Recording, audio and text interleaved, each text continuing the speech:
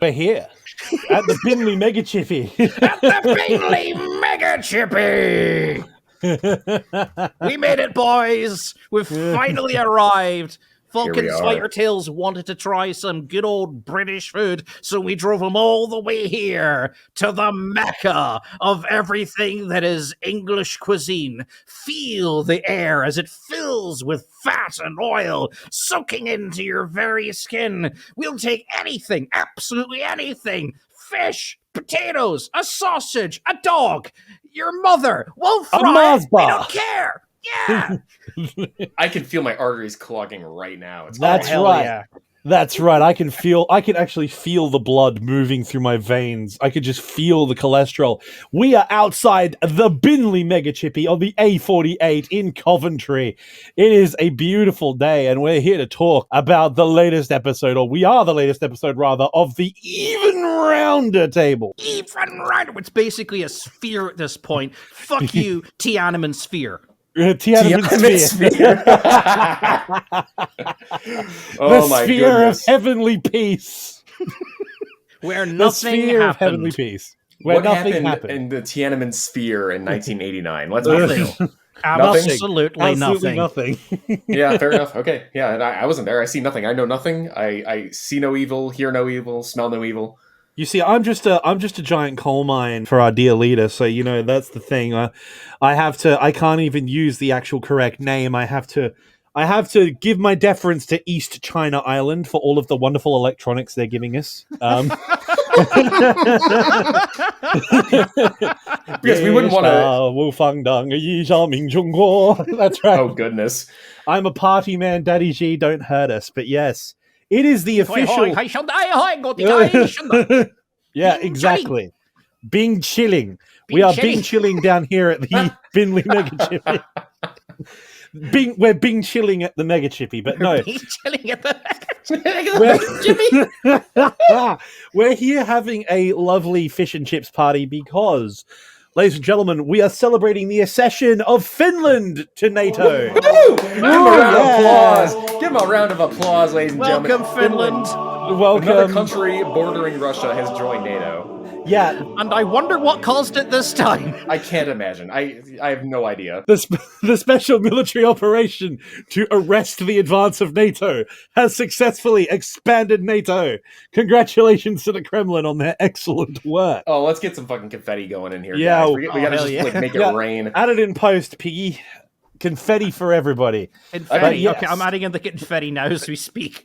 I'm just Googling green screen confetti effects on YouTube and just imposing it over the top. More layers, more confetti, more of Throw it. a few air horns in, too. But no, Finland has joined NATO, and it is a good day. All member states have ratified. I don't know what kind of shenanigans we got to trick Turkey into letting them, but hey, it is what it is. Does anyone have any intel on why... Turkey finally changed their mind? I honestly don't know. Probably America going up to it and say, hey, you know all this this tungsten you have? We'll buy it at a higher price than Russia does. Hey, you want to join the EU trade economic zone that they've been desperately trying to do for the past 12 years? And we've said no because, they're pricks. I mean, one thing you could... I mean, if you want to be really dark, maybe the recent tragic earthquakes in Turkey, we said, hey, you're not getting aid unless you approve Finland joining. That could... I actually... You know what? I wouldn't put it past Germany at this point, given their track record. I mean... Because we all know who really runs the EU. Besides, they need a new member since... we're not going to go into that right now. I mean, that's a sore spot for quite a few of our listeners, I'm sure. Brexit means Brexit. No, Brexit means breakfast. Yeah, exactly. And fairness, my country didn't vote for Brexit. The two that I live in. You bring up a good point. Brexit really sounds like a breakfast cereal. Brexit flakes. Part of a balanced breakfast. Brexit. New crunchy whole meat breakfast, as English as the day it was born. The only thing I can think of is that bloody gag in Squire's video of how to invade a country. Take that, Avon, trade seconds. Oh, you've hit us as well. Think of the Brexit. Right, time to go to DEFCON 2. Take this! Boom!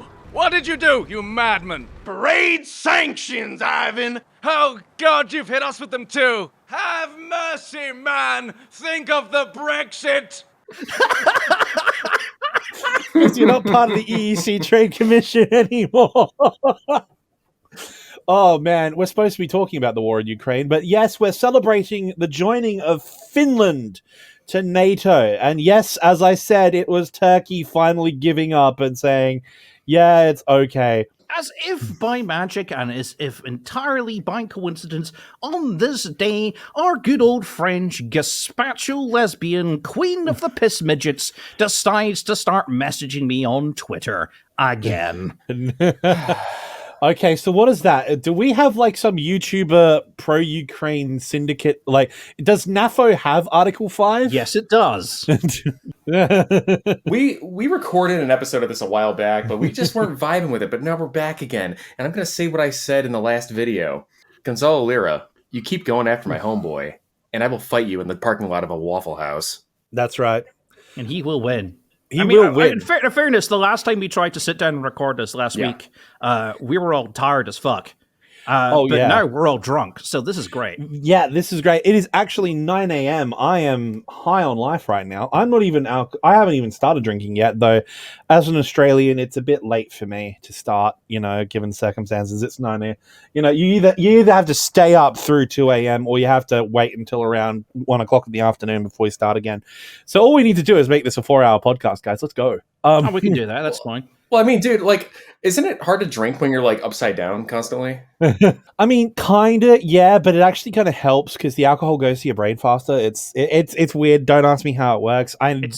They've got those special cans in Australia. They call them tinnies, and these specifically work when you're upside down. It's great. 100%. I had to get my harness adjusted though, so I'm currently welded into my fat boy office chair, which I have managed to reduce the squeaking on, believe it or not. Yeah, I haven't noticed it. We're keeping it good. I just need to stay straight and level, unlike Russia's economy right now. I just need to stay straight and level. I am wings level, cruising at 30,000 feet because I'm full of early morning adrenaline. Just dropped a video too, so my serotonin dose is feeling pretty good. But yeah, so we're still talking about Finland joining NATO, and I'm looking at the various reports. The Kremlin has lost its shit. Good. Good. Get this. Alexander Lukashenko, Belarus's president, the potato man carrot farmer. Oh God, yes. I know exactly what he's done. He's called for an immediate ceasefire without preconditions. And for Moscow and Kyiv to start negotiations on a lasting peace settlement. The moment Finland... when Finland joins a war against Russia, quotation marks, we haven't joined the war yet. Yet. Quote unquote. Kremlin. When the Finns said, all right, we're in. The moment the Finns go up, all right, boys, we're in. Lukashenko's like, yo, man, I've seen this movie before. Oh, yeah. I ain't fucking doing this. Oh, dude. I ain't doing this. They are not down to see corpses made into fucking, warning signs. No, well, I mean, Lukashenko is looking at his political position. He is looking at his army. He is looking at his economy. He is looking at Russia, and now he is looking at NATO. And he's looking at all those lovely, lovely videos on Twitter of all these Ukrainians getting their brand new shiny armored vehicles and parading them up and down and showing off just what their new army is capable of, and going, there's going to be a big offensive in April, isn't there?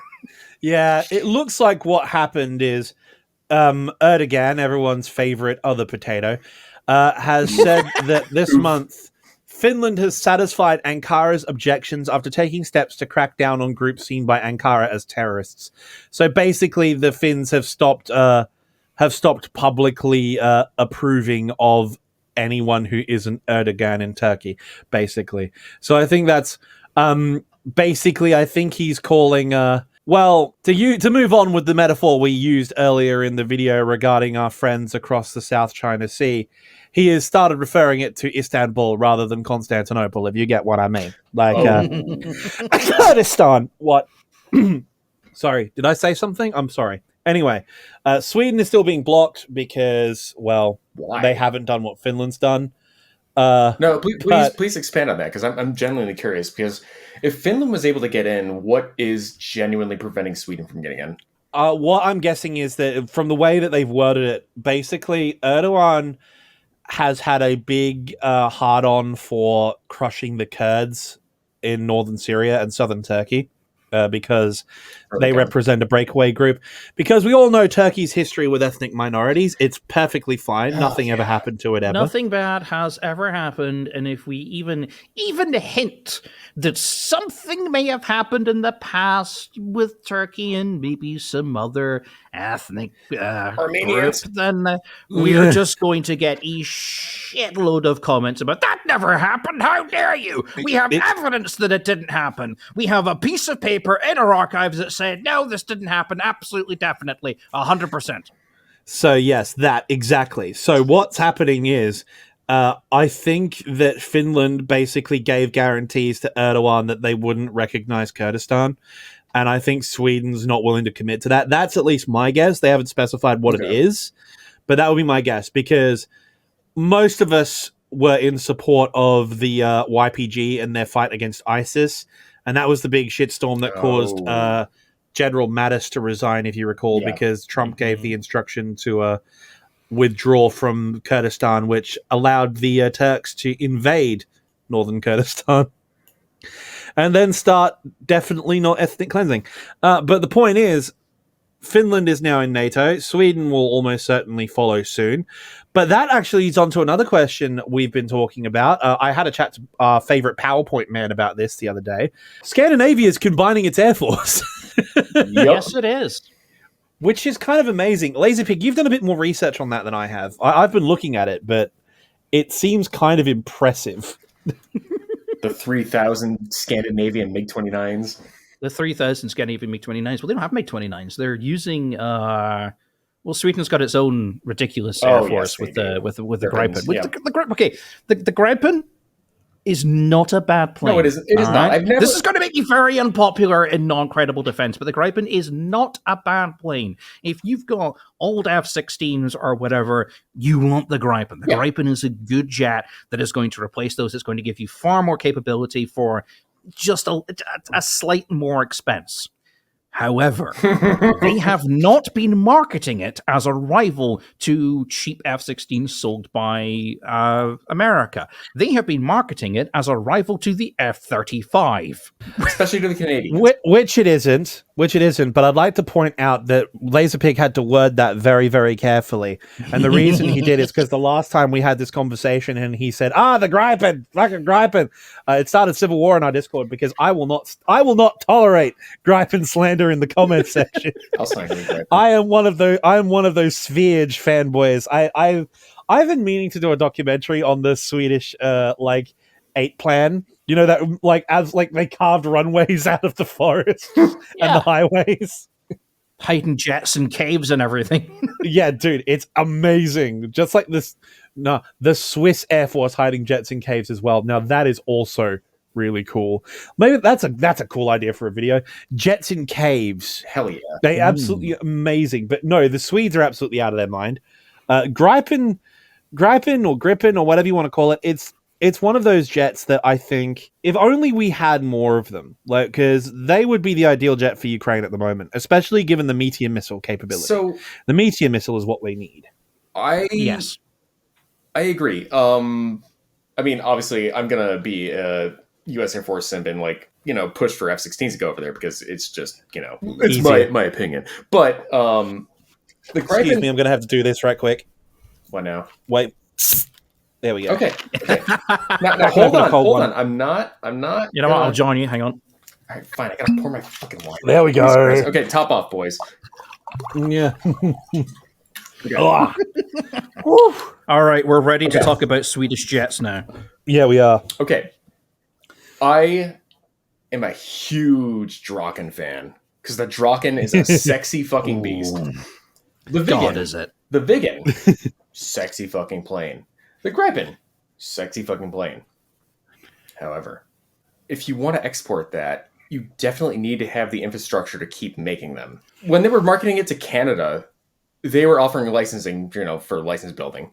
They still went with the F-35 because they were a little silly and decided to have it be a competitor to the F-35, in which that's why it didn't get bought out. If this is a big if, I would support the Gripen going to Ukraine if they were able to make enough of them. Whereas the F-16, there's a shit ton of them all over the world. It's more of a Eurofighter than the Eurofighter. The thing about the F-16 is Poland operates the F-16, so it's not so much about them getting the plane. I mean, for the longest time there was rumors that they'd probably be getting the Tornado because Germany had just decommissioned about 90 of them, had them just sitting there mothballed. Britain still had all the training equipment. France had like a shitload of Mirages that they just mothballed. So there was talk about them getting them. The very good missile trucks, very good planes. The Tornado especially, one of my favorites. I absolutely love that plane. Very high maintenance though. Yes. The thing about all of these planes is Ukraine does not have the infrastructure. It does not have the maintenance facilities available to maintain those planes. But Poland has the ability... Poland has the maintenance facilities for the F-16. Yes. And it wouldn't take much for just a few groups of plane engineers to walk across the border and get all the tools and equipment they need and get a workshop set up, and they could maintain the F-16 as they come in. Or you just put them on a train and just ship them back to Poland, get them repaired, get them maintained, ship them back. I don't know. Here's my schizo idea, because I want to go one step further. Okay. Base all the Ukrainian pilots in Poland and have them fly into country. Yeah, that's the easy solution, but that would be tantamount to NATO joining the war, and I don't think they wanted to do that. I mean, Russia did it to us in Vietnam. Yes, they did. I mean, personally, so did China and Korea. I'm pretty sure all of us on this podcast, when we're feeling a bit militant and we're drinking, so that's going to happen. I'm pretty sure all of us would love to see the combined might of NATO's air forces sweep those fucking pieces of shit from the sky and start hammering Russian columns until Putin cries like a bitch. But dude, I have messaged the U.S. Navy several times now. I have written a very professional letter. Where is my letter of Marquis and my Seawolf class submarine? Oh, God. Where is it, cowards? They actually proposed a bill to issue letters of marque for Russian oligarch yachts back when this started. I remember some guy from Arizona was like, hey, we should issue letters of marque to American citizens who want to seize Russian oligarch yachts. I'll take and one. I was like, please. Me and the boys were seriously considering it. I was talking to my mate Scotty, and we were like, hey, if you can get your old infantry buddies there, I'll drive the boat. We'll mount a 50 on the front of like a small mini yacht that we can buy. We were looking at ships in the Philippines that were like going for cheap. We'll go around and expropriate Russian oligarch yachts, and then we'll resell them. Be privateers, dude. Be literal fucking like 21st century pirates. Yeah, it'd be great fun. We could seriously. I mean, you're doing the sensible things. You're looking at buying a little boat in the Philippines and just doing some like proper naval shit. I'm talking about getting the keys to the Missouri here. Oh hell yeah! Well, I mean, I'm of the mind where like, if we, we could probably roll the Russian military in about 72 hours. But that's just me. Okay, you need to understand. Did you honestly think Russia has any ships that are currently working in the Black Sea? Currently fully operational, and when they come face to face with something that has that many 16-inch guns pointed at them, what do you think they're going to do? Press the button and hope that their missiles actually work? Or just go, yeah, you know what? This is that's fine. You know what? You have it. We're going home. They're running out of missiles because they're having to convert their anti-ship missiles into cruise missiles because they're running out of actual cruise missiles. It's kind of amazing because here's what I don't understand. Like looking at the air defense of Ukraine right now, I feel like it would have been more effective if they had just yeeted everything they had in like 3 solid waves and just overwhelmed the system. Because quite frankly, looking at the Russian missile campaign, it has tapered off big time. I remember all the Vatniks jumping up and down, screaming, haha, after this new sanction wave or whatever, Putin just destroyed like 3 square blocks in Kyiv. How's that? Now the gloves are off. Oh yeah, and don't forget the god of artillery too. Now the gloves are off. Now Putin, the Russian bear, is awakened. The true strategy has arrived. And then 6 months later, they're back down to like 20 missiles a day or something, and they're all those Shahed drones that are just buzzing in, and half of them get taken down. Yeah, because they didn't hit anything of any value or importance, and they continue to hit nothing of any value or importance. Because it was someone in NAFO that told me about this. Basically, what is happening is they don't have proper intelligence on where Ukraine has based its air defenses or its factories or anything like that. It's looking at old Soviet maps of Ukraine and presuming that the old factories that the Soviets built are still there and still in operation. So what is happening is Putin gets angry and calls up some arsehole in the military and says, fire! And that arsehole runs down on the desk of his subordinate and says, the great leader says fire! And the subordinate goes, oh, okay. So he runs away down to his subordinate, knocks on his desk and says, the great leader says fire. And he's like, oh, shit, runs all the way down to the Department of Missile Firing or whatever the fuck it's called and says, the great leader says fire. Choose some targets. And he goes, don't worry. We have some excellent intelligence. We're going to fire all these missiles at these things, at these coordinates. And then they fire them all. And they said, okay, we hit all these targets.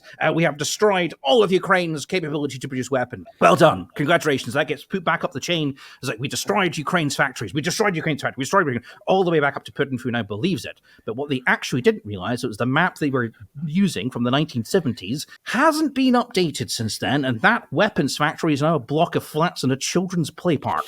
Yes, pretty much. Shit. Not only that, their accuracy, even when they're actually aiming at things of importance, it's been left to be desired. The only thing they've had any luck against is the power network. And the only reason that's even working is because power stations are big. They can't move. The only issue being, of course, that most of the power stations powering Ukraine are nuclear power stations. And even the Russians, I don't think, are mad enough to shoot at those yet. Yes. They've done it a few times this war already, but those were accidents. Have they retaken Chernobyl? I mean, Ukraine. Yes. Okay. Ukraine retook Chernobyl after they pulled out of the Kyiv salient, which they've retaken. That's the one piece of real estate. I still find it funny to this day that when Russian forces took Chernobyl, they dug in. I was like, hang on, your government did this. The government in Moscow was responsible for all of this. You know it's here. The whole world knows it's here. And you're digging through the topsoil to entrench your tanks? Oh no, it wasn't in Chernobyl. It was in the Red Forest. It was where all the radiation from the reactor ended up falling into. God. The most radioactive place in that entire exclusion zone. They might as well just sent guys down to the Elephant's Foot to dig in. Jesus. They basically, there were reports, it was exaggerated, but there were reports of whole squads coming down with radiation poisoning. I don't doubt it. It was bad. There was a photo of a convoy of ambulances, I believe. Yeah. It was really bad. It got really bad. I don't know how anyone could do something that stupid, but it is the Russian military, so I guess that's fair. We have to tap the sign again. We have to tap the sign. It's only 3.5 Runken. Not great, not terrible. Not great, not terrible. No, but now... this is technically a re-recording, so we've all got at least some energy. So it's time to bring up what has become colloquially known, thanks to Laserpig's absolutely moronically viral Armata video. Holy shit. For the 1.4 million views in a week. Yeah, that is actually nuts. That is unreal. I don't know what's going on. Is it just because it's got mid-rolls and I can't turn the mid-rolls off? No. Yes, probably. I mean, I don't know, man, because it's just generally it's making good YouTube. It's good content. It's viral. It summons the Vatniks because it's trashing a Russian system. And don't worry, I'm getting to that. Oh God, yes we are. I have enlisted Pig here. I've enlisted Falcon. I have enlisted PowerPoint Man.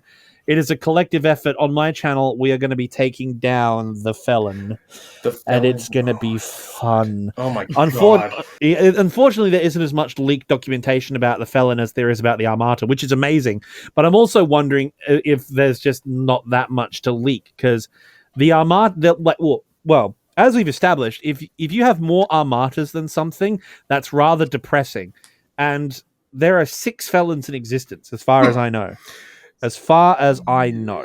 That sounds about right. At least 6 flying examples. Including about 3 T-50s that are technically not felons. But yes, we're going to be taking down that turkey. I'm in the beginning phases of writing it, and it's going to be fun. I wish you all the best of luck. I'm going to enlist you to record something so I can tag you in it. And you want to know why?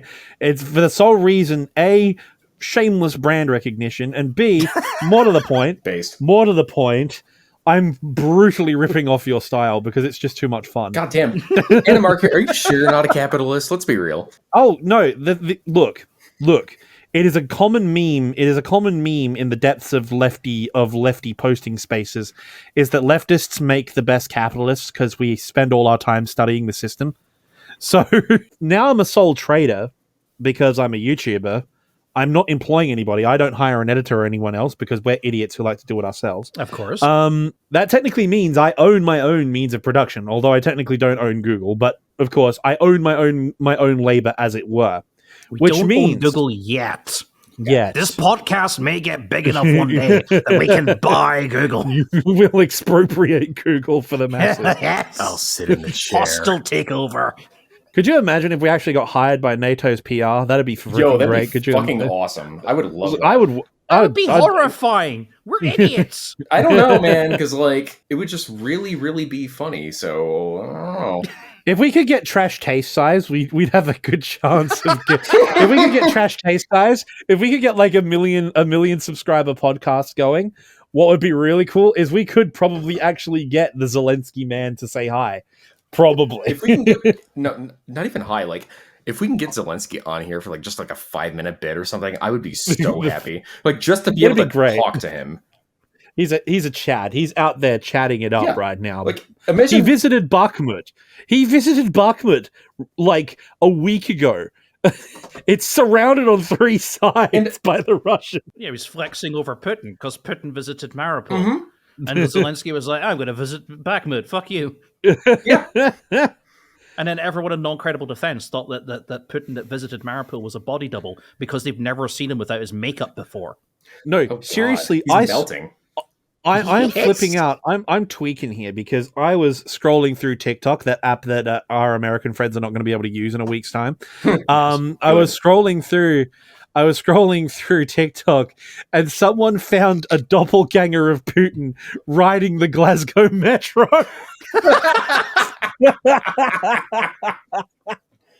It's just on a Scottish bus, and just Putin's there checking his phone. Man. And just like, oh my Lord! I'll see if I can find it. I don't have my phone with me, but that's right. That's right. You should warn your family, Piggy, to get out of Dodge because the special military operation is coming. The man to is Scotland. there. Oh, God, not again. We already had it during the independence referendum when Russia Today set up shop. And they were all like, hey, Scottish independence is cool, but you know what's really cool? Joining the Russian Federation. Actually, that's a good segue because there's a reason why Laserpig sounds a lot more crisp on this podcast. Oh, God, yes.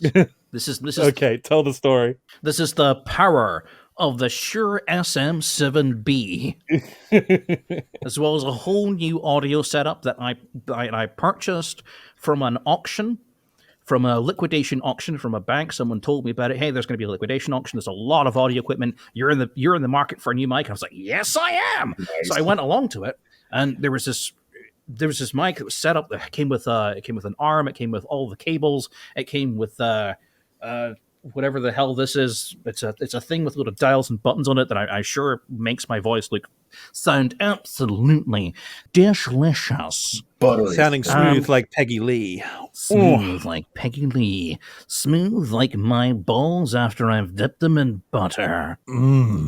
Anyway, go on.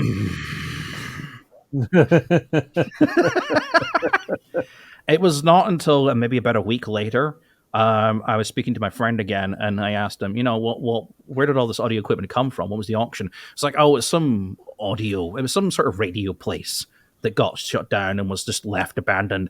And then it was a few days later when I'm like, oh, what was the name of that place? Because, I thought it was like Heart FM or something. We get lots of really, really shit radio places in the UK. They're all terrible. They'll get shut down after a week.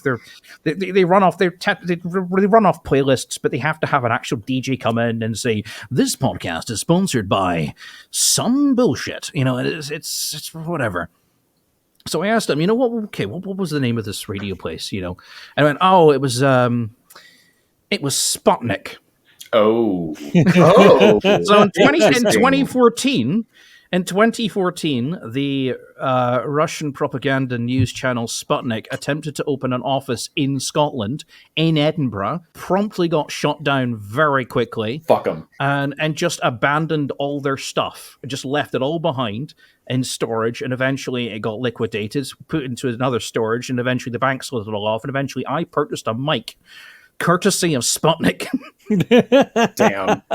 Sputnik News is literally funding this video right now. Russian propaganda has purchased me audio equipment. Beautiful. That's right. That's right. The NAFO official podcast, because that's what we are now. Buy their merch. Buy NAFO merch. Links in the description. Buy all their merch. Buy my merch. Buy his merch. Yeah. Buy the trans rights flag with the pig on it, because although that's having stock issues because everyone bought one, I'm probably going to buy one soon. Buy one. Buy one and then tape it to the front of your truck and just watch America explode. It'll be great, especially after that stuff going down in, I think it was Kentucky the other day. Yeah. That was, God. Yeah, bro. But no, we won't get that. Will get us in a heated conversation that YouTube won't like. But that's no, us getting demonetized. That's us getting demonetized, and a lot of our fans getting very mad at us for being the woke agenda. We're just blue hair liberals now, boys. Yeah. Can someone, again, Laserpig, in post, the Hollywood lightning crack sound effect? I'm sorry. We'll do it properly. Our woke agenda! Yeah, there we go. But no, speaking of horrible things, we need to get back on topic because it's time to talk about, as coined, the abomination. Which one? Okay.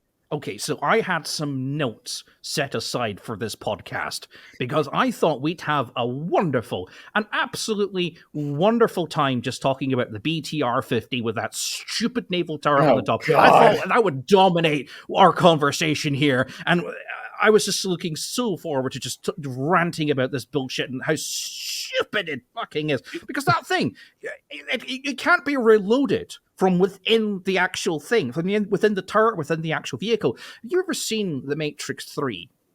Not for a very long time. That bit at the end when you've got all the little squid drones are attacking the Oh yeah. Okay, I've seen that. and they're out with the big mech things with the miniguns on the side, and they're absolutely just devastating them all. But to reload them, they have these guys with like wheelbarrows have to run out and just kick the boxes into the back of the mechs. That's what you have to do with these things. Yeah, the hatch on the side of that turret opens. You have to shove the new box in. So presumably, some poor chap has to now get out of the nicely armored vehicle with a box of live ammunition, clamber on top of it, open up the side, and jam the new box of ammunition into the gun while under fire. Jesus Christ! Oh man, it gets even worse because looking at it here, looking at this type of naval gun, I've just been looking at it, and I'm still not convinced. I'm still not convinced because the MLTB variant one that I'm looking at with the 2M3 mounted on it, I'm pretty sure that's an original manned naval gun. Yeah, yes, it is. From the older variants of destroyers they used to have with Black Sea Fleet that got scrapped after the collapse of the USSR. Yes. And you have to be sitting outside to fire those. Yep. And the thing is, it's bolted onto the back, but there's no, like, I don't think there's a ladder or anything. So someone's going to have to climb up the outside and sit in it. In the unarmored cockpit of the damn thing. Well, I mean, let's be real though. The MTLB is like, if you want to talk about a quote unquote lightly armored Jeep, the MTLB.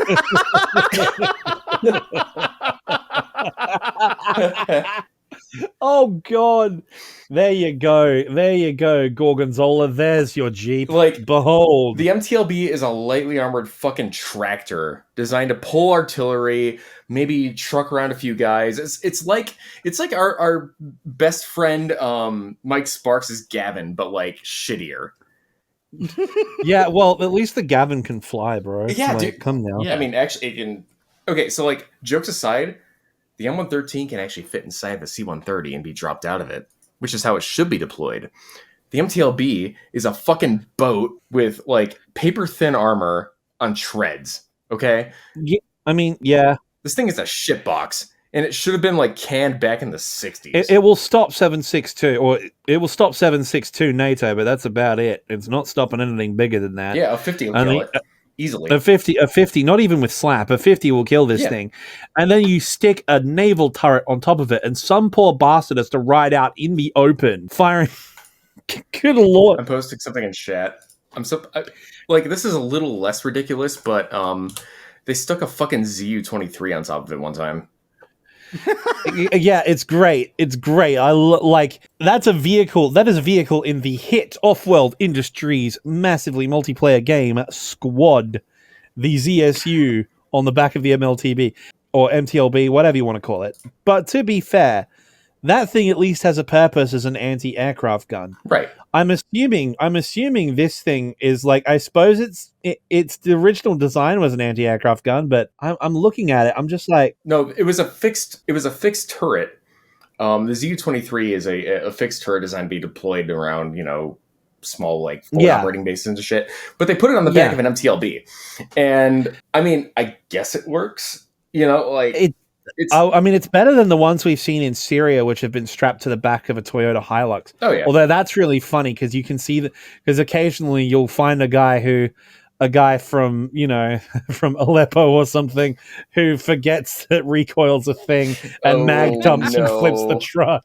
Oh, fuck. I mean, if it hadn't been for that one black powder cannon on the back of a truck in Syria, I think yes, you have a bike. Well done. Very cool. Thank you for revving it right outside my building. Fuck you. Jesus fucking people. What was I saying? Yeah, no, the thing is, if it wasn't for that black powder cannon technical in Syria, I think this would be a shoo-in for one of the worst technicals ever made. Shout out to our shitty technicals.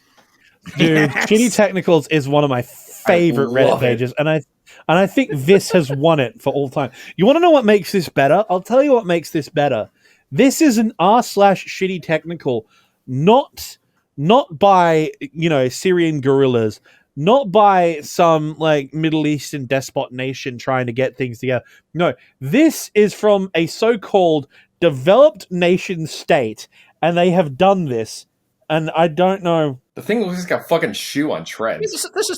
You are right there. That there's a big thing with the Vatniks that we celebrate Ukrainian ingenuity when they put like guns and stuff on the top of civilian trucks, and then we laugh at Russia for doing the same thing. It's like, you realize Ukraine is like a severely underdeveloped nation with a tiny military that is also severely underdeveloped, under attack, and with a significant portion of their country currently occupied. Russia is meant to be the second most powerful army in the fucking planet. Quote unquote near peer, bro. Yeah, we had like estimates. This is what I said way back, and everyone clowned on me for saying this, but I honest to God mean this. Back in the late 80s, all throughout the 90s and the 2000s, right? All of us were there. We all lived it. We're all elder millennials living the life of terminal depression into middle age. Yeah. The thing is, we all remember holding the Burgertown as waves upon waves of Russian transport aircraft drop paratroopers, as T-80 tanks are rolling down I-95. We're holding down we're holding down as the might of the Spetsnaz seizes the White House. You know what I mean? We're out here fighting for our lives. Washington in order to just hold them back for just a little bit longer.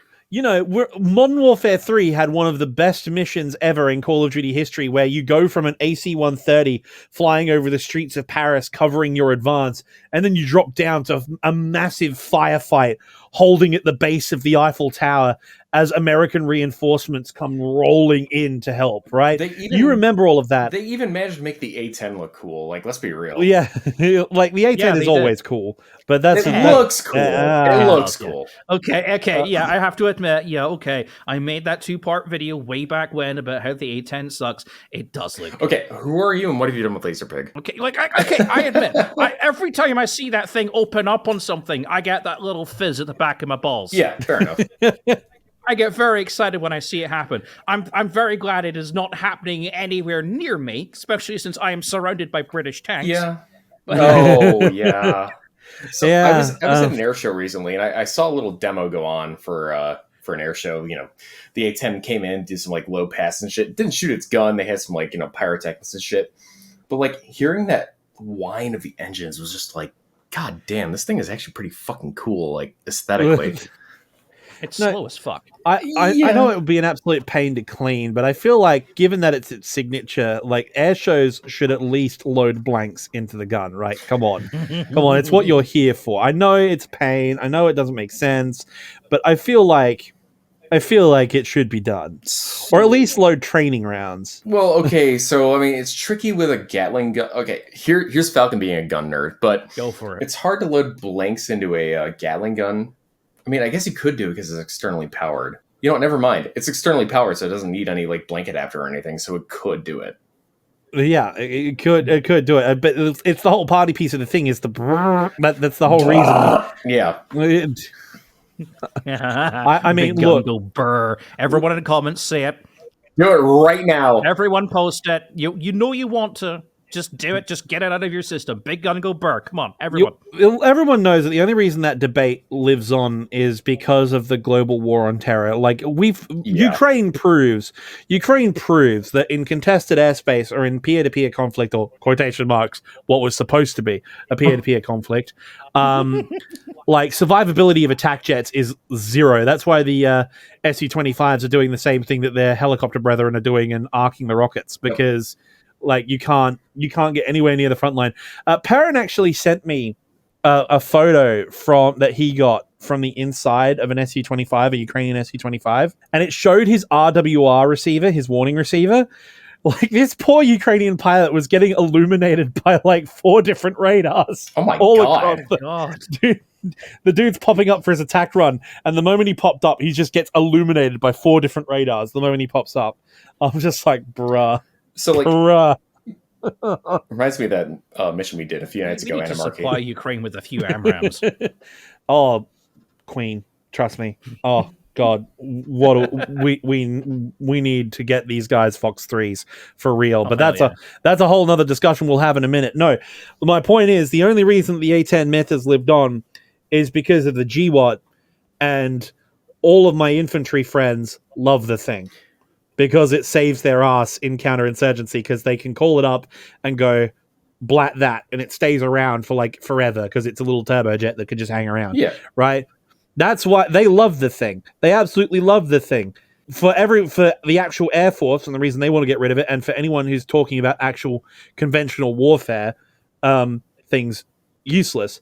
And the argument, of course, is that if you're actually just going for counterinsurgency, nah, man, the special operations community have got the right idea. Combat sky tractors. Oh, have you guys seen those things? Okay. Oh, dude. Yes. I have opinions about those, but they're really fucking cool looking. Oh, no, Falcon. You are in enemy territory on this one. The idea of rigging Hellfires to a sky tractor, as well as gun pods, it's like, fucking cool. Yeah, dude. It's fucking cool. It's been done before. I believe this concept has been on the back burner for years. The 86 Texan I believe some mercenary groups were using them for quite a while, weren't they?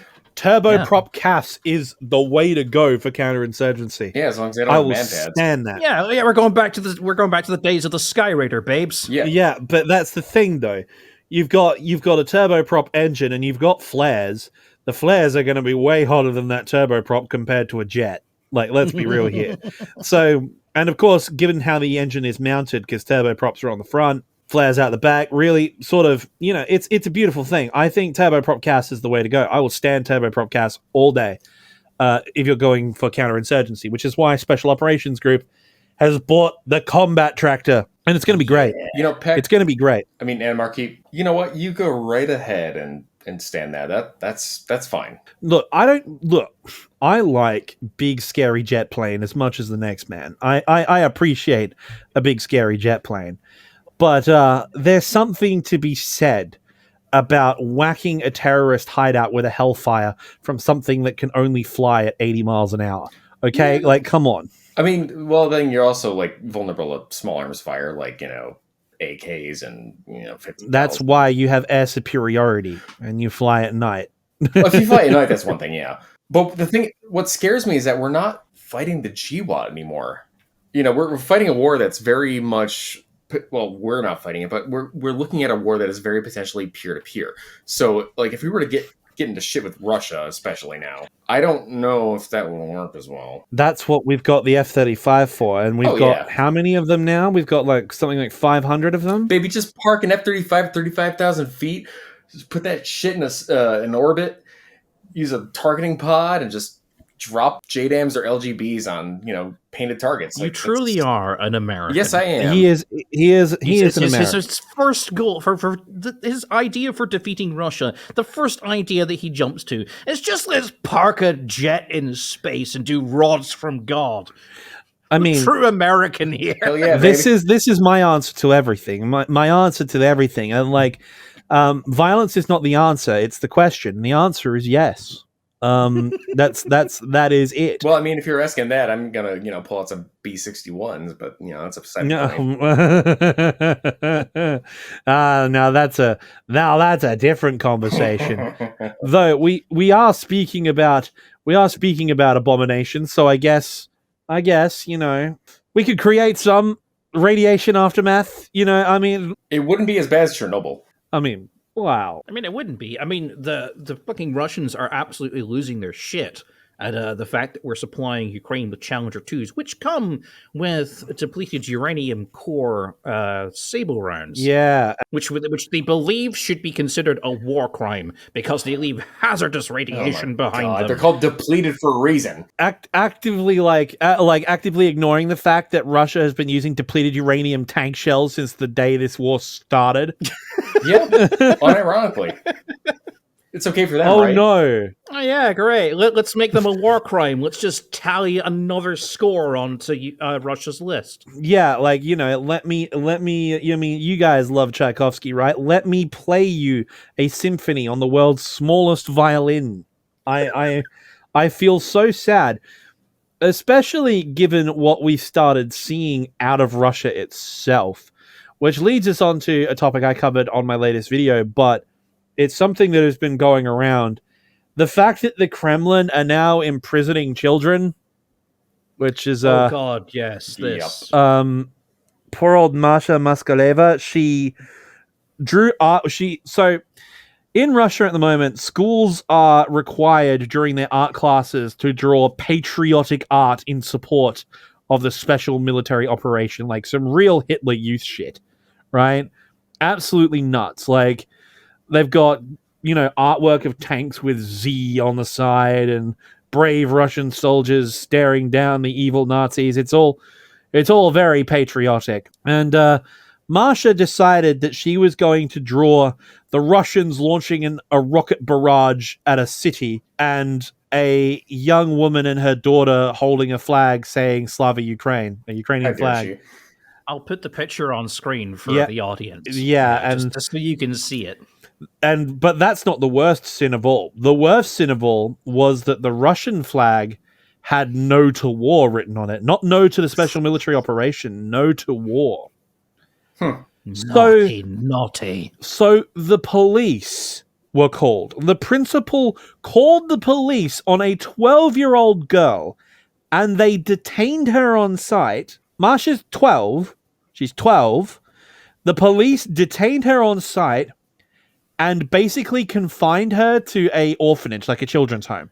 Confined her to an orphanage while her father was arrested by state security, fined $500 for his first offense, and because his daughter did what she did, they searched his phone and found him questioning the righteousness of the special military operation. Oh my God. So he is now imprisoned. He has been sentenced to prison. His daughter is institutionalized, and that is almost certain to mean that his parental rights have been revoked. So he won't be able to see his daughter until she's an adult. I have a very similar but very like opposite side of the coin side of the thing. For when I was a kid, I was about 10 years old in 2003 when we invaded Iraq, and we were encouraged to donate some toys and like write letters to kids who were in Iraq. And we even wrote some letters to, soldiers and Marines who went over there. There was one family who didn't want to have any part of it and just my daughter doesn't want to do this. We don't want to do this. We don't condone it. And apparently in a sort of civilized country like America, that's fine. Sort of. Just air quotes. Yeah. They just didn't take part. We would send, and they told us, don't send any like toys like army men or anything over. But it's such a wild contrast because it's such on paper a very similar situation because, at the time, there was the very motto, we got to take down the Iraqis and blah, blah, blah. But nobody was imprisoned over it. No. I mean, the worst thing that happened when we invaded Iraq and we had similar stories like this is France refused to ratify Article 5 on it, and so we had to change French fries to freedom fries because those damn froggies refused to join us in our imperialist wars. when we went to a restaurant one time, my brother was just shitposting. He didn't like, he wasn't like super political or anything. He was like 8. He was like, I want to order some fries. Oh, you mean French fries? And he's like, no, I want some freedom fries. The thing is, you could still go into McDonald's, you could still see French fries, and you're not being arrested by the fucking FBI. I think you missed that part of your story. Yeah, it wasn't the police that arrested the little girl. They detained her in the school. They then called the FSB. Yeah, the FSB. The FSB arrested her dad and her. Like, I'm just like, what? We're not. The thing is, she has been taken to an orphanage or somewhere. We don't really know. She's been allowed no contact with her father. She's been allowed no contact with her friends. And no one from the town or village that she is from has seen or heard from her since. They can't even the press, the Russian press, cannot verify where she is or even if she's even still alive at this point, or she's safe or what have you. This is actually a major scandal in Russia right now. This is the most high profile case, but this is happening quite a lot now over Russia. There's this whole thing where the Russian government, shall I say, is encouraging people to tattle on their friends and neighbors for being pro-Ukrainian or being anti-war, shall we say. They're allowing you to do this without presenting any evidence whatsoever. So you can, if you're a friend you don't like or a neighbor who's annoying you, you just call up the FSB saying, yeah, they're pro-Ukrainian. They said to me in the street the other day, I don't think this war is going particularly well. The FSB will come and just take them away and question them. This is absolutely beyond, well, it's probably on tier of Soviet stuff back in the 50s or 60s. But this is like akin to like fucking Nazi Germany now. It's akin to an episode of Red Dwarf. Be a government informer, betray your family and friends. Fabulous prizes to be won. Okay, no. Here's the thing, right, Falcon? Here's the thing. It's worse than Nazi Germany. Not the outcome, mind you, because, Nazi Germany has a very different set of justiciary options once convictions are applied, as we know. Russia isn't executing political prisoners yet. That's step one. That's part of a special military operation. That's different. That's different. They're not killing their own citizens en masse yet, although the riot police are. Not intentionally, but the riot police are. No, I recently read a book about the Gestapo, and they were talking about this, and I never thought it was possible for me to feel even the slightest amount of pity for the Gestapo, but I feel bad for their bureaucrats because what you said actually took place, and it was a massive problem. It turned out that 80% of all of the informant reports to the Gestapo during the Nazi rule were literally jealous motivations of one sort or another. I can totally see that happening in Russia. Just like trying to rat out people they don't like. For example, 60% of those denunciations were from women. And what were they about? They thought their husband was cheating or something, or they were having an affair with someone else, and they wanted their husband out the way, and so they kept reporting them. My God. You have been accused of heresy. Yeah, that's what it is. It's a witch hunt.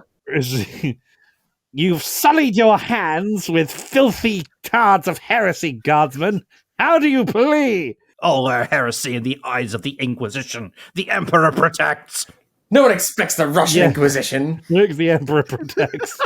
Oh my God. That's another thing, actually, one of my commenters recently wanted me to bring up an attention to, is that this war has caused a split in the Orthodox Church, which is interesting because the Russian Orthodox Church is separate from the standard Greek Orthodox Church, which is, right? This has caused a split. There is now a Russo-Ukrainian split in the Orthodox Church. And there are some Russian Orthodox fundamentalists who are calling for religious purges and crusades against Ukrainian Orthodox. Of course, because as we all know, Russia is the only country in the world still upholding Christian values. And what's his name who runs Chechnya, wanted to run a jihad in Ukraine. So, yeah. Is he still alive? Yeah, Kadyrov. Yeah, he wants to. He wants to declare a jihad. Yeah, Kadyrov is still alive, unfortunately. Sorry.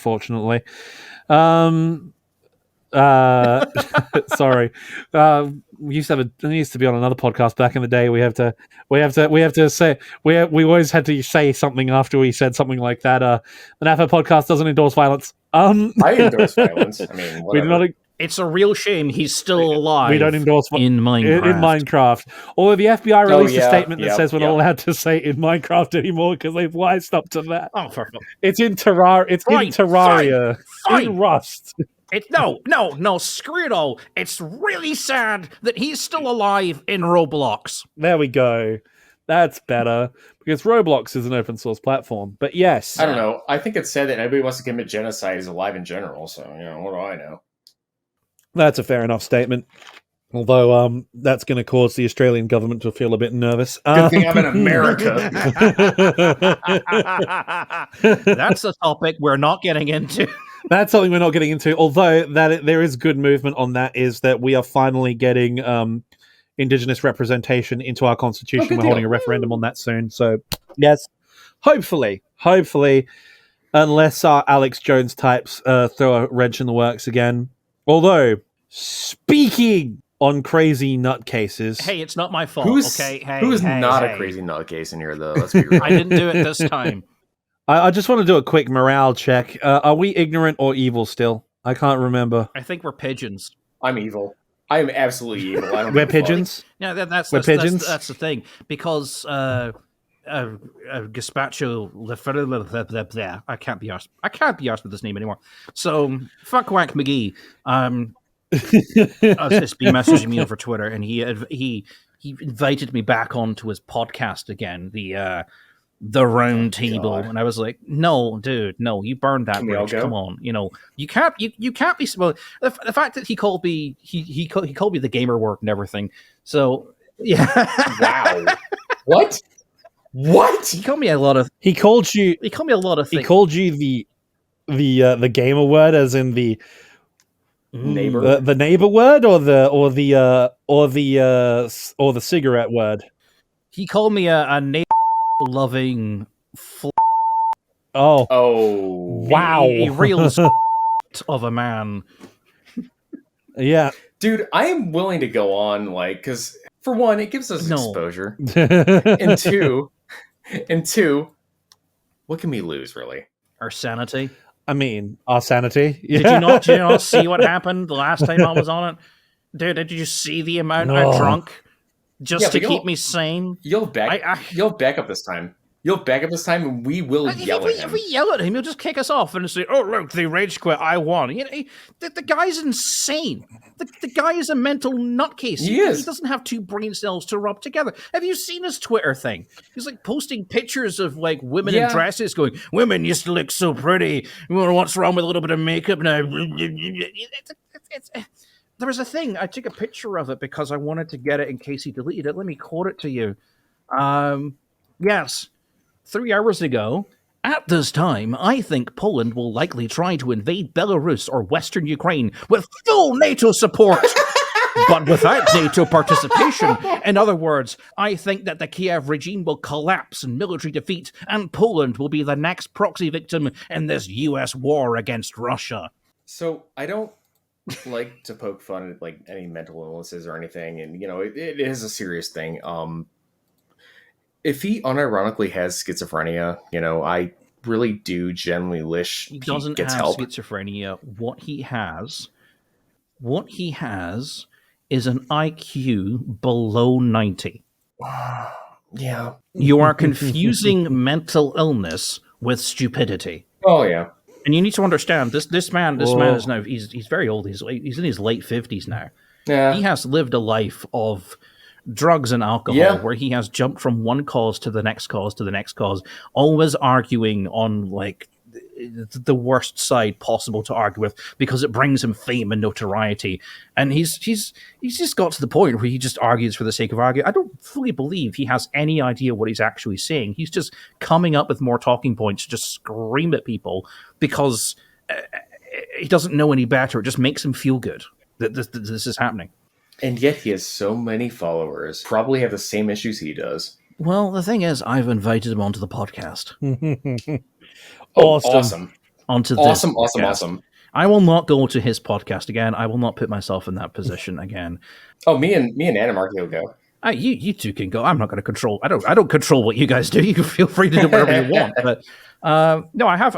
He did say at the end of his podcast that he would come onto mine. He would come onto my channel, and we could do it again. And I said okay. And I have extended that invitation again through all the mean words that he decided to spout at me to see me cry or whatever his intention was with that. I don't know, but well, I mean, he hasn't said no. What did he say? Let me find it for you.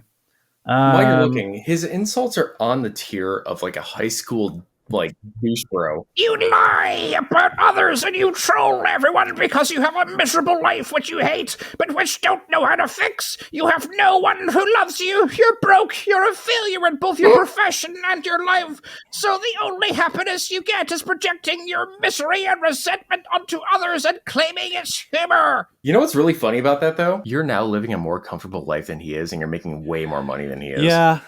Yeah. That's a language he speaks in, so, you know. Also, I project my insecurities onto myself. That's a very English thing to do, I'm sorry to say. It's a very British thing to do, yeah, where this self-depreciation humor, you know, yes. I'm a moron, and that's funny. Well, and the thing is, I am. Yeah. And it is funny. I've done quite a few stupid things. Recently, actually, my T14 video, I made a cock and balls error. We've all been Thank you there. to the 4,500 people who all pointed it out to me immediately.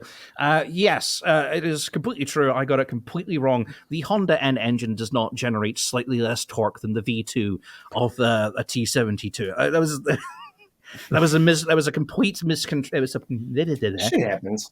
That was a complete mistranslation because I decided that I was going to be smart and look at the specs of the engine in the original Russian with the original Russian documentation.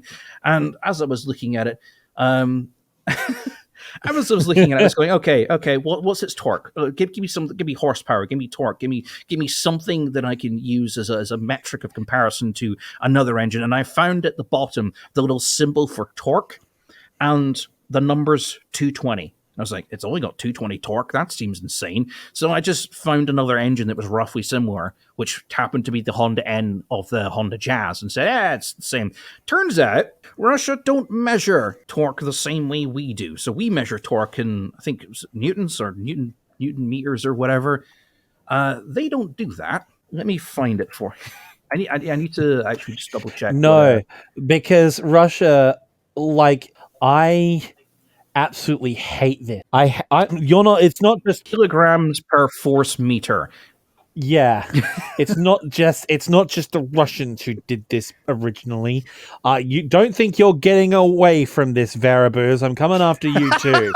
Oh, the Germans! I approve of every use of metric except one, and that is in judging engineering standards for aircraft, tank vehicles, etc. Because the international standard for those is feet. Hell yeah, brother! And miles, and torque and newtons, and like the fact that the Russians measure everything in metric because they want to do everything in metric, doesn't matter what. I am ahistorical. I am a fake historian for all my whinging about historical accuracy. The first thing I do when I can in games, if I have an option to change like the Luftwaffe and Russian aircraft to use feet instead of meters, I do that instantly because I'm like, I ain't fucking around with this kilometer bullshit. Oh, Animarchy, you're saying all the right words right now. I'm not fucking around with this kilometer and meter of altitude bullshit. Hey, you know, I'm going in knots and feet because you are dying. Like a real man. I want to measure how fast my ship is going by throwing rope out of the back of it. Hell yeah! The Brits are the first ones to come into the imperial system. Okay? And I will fight to the death for it. In literally every other case, I am team metric all the way. Like going to the moon, everything, whatever. But no, if I'm flying something or sailing something, I'm using Imperial. And if I'm building something to fly, drive, or sail, I'm using Imperial. Russia, get your act together. You're gonna make Laserpig make more mistakes, and we can't give the Vatniks the satisfaction. No, I will not make that mistake again. So yeah, everyone else measures torque in Newton meters. Russia measures it in kilogram force meters. So there's about 9 Newton meters to 1 kilogram force meter. So that's. It was me just looking at the thing going, yeah, that makes sense. And I should have probably realized that the tiny engine of the Honda Jazz does not generate nearly half as much torque as the fucking Kharkiv Model V2. But for some reason, I said it, and I printed it, and I posted it, and I thought, yeah, that's fine. I can understand that. My favorite piece of research I did for that was, again, talking to our mutual friend, Slideshow Man. We were talking about when the Bradleys got announced, and Russian media was trying to spin how to handle it. And they said the Bradley was too heavy and too big and unwieldy for Ukrainian terrain, and that they said that the vehicles, the big main battle tanks we were planning on sending, were not going to have the same capabilities that they usually would have because of the unique geographical location that they were fighting in, because their vehicles were designed to fight in this terrain. They were designed to defend Russia and Eastern Europe. So Bradley is made to fight in Europe. But Animarchy. Now here's the thing. Weren't all our weapons and vehicles from the 80s designed to fight in on the German front lines and the quote-unquote fold the gap and kick the shit out of like waves of Russian T-72s rolling over. Yeah. And I have people say, oh, they're too tall and shit. But like, no, it's about the doctrine. You get hull down, you point your turret down, and you fucking waste them as they come over. Yeah. But here's the thing. I did the math and I did the research. The Bradley has a lower ground pressure and track pressure than the BMP-2. Good. As it should. How? I don't know. How? I don't It's know. probably longer. This is what I was saying. Isn't it? Because I was wondering that too. Because I was checking Russian sources for track pressure, and I even made sure not to make the same mistake you did, because I had to check the numbers, because I freaked out, because I was like, there's no way. But yes, the Bradley has a lower track pressure and ground pressure than the BMP-2. And I was like, yes, it won't be able to handle the terrain of Ukraine. Also, in typical American fashion, and given all the crap it has to carry along, hold up. the Bradley's engine is quite a bit beefier than the old Fuck yeah, bro. the old 2BM2 BMP2 engine that's in the back of Yeah, that unlike thing. using fucking tractor engines from the fucking 40s, we decide to like put modern, Yeah. well, quote unquote modern, because like even that's 40 years old now. But we design engines that work in vehicles designed to do what they have to do. What do I know? I'm just a fucking guy who likes airplanes. But I mean, like even in the footage of the parade that I got, that was like back in 2014 when they were showing the Armata for like the first time. Even back then, like before the 14s come out, there's a whole row of T90s that come streaming past. You can see the black smoke just belching out the side of these bloody things, and then when the camera pans around to watch them leave, you could just see this haze of black smoke above them at all times as they disappear into the distance. It was like, you look at NATO tanks, or hell, you look at a quarry filled with like big old belchy, smoky cat trawlers and quarry machines and everything. You don't get that same level of black belchy smoke. Even our B-52s don't look that bad. No. I mean, no, that's the craziest part. I mean, speaking of that, when we were talking about everyone's favorite documentary series on Russian vehicles, Combat Approved. Combat Approved. We gotta like do some commentary on that show sometime. That'll be fun. We don't need to do commentary. The commentary is comedic itself. Yeah, it writes itself. It writes itself, because my favorite bit was when they were talking about how quiet the T90 is. The T90 is the most advanced tank in the Russian inventory, and it's so fucking quiet. Falcon's voice there is actually scarily on point. That is why does the narrator from that show sound exactly like Xavier Renegade Angel? About the most advanced Russian weapons, the people who create them, and those specialists who use their access to secret documents to control the most important. They say, 'tis often the tiniest among us hath the biggest needs. You hear that? Of course I do. I'm the one who asked. Easy, stranger. Your leg looks dislocated pretty bad. God. No, the best part about it was when they were talking about how quiet and stealthy the T90 is. The presenter and the guy talking about it, they dub over them because you can't hear them because of the noise. And the greatest part is the guy in the back in the turret is wearing earphones. It's worse than that, because they take the sound recording from the front and it's like 100 decibels, and then they move to the back and it's just like they just cut the audio.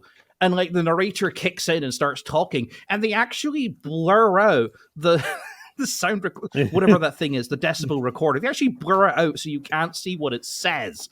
And then the narrator's like, but the reading from the back doesn't matter because the T90 will only ever approach enemies from the front. Oh, yeah. Because that's how war is fought, right? Especially in urban environments.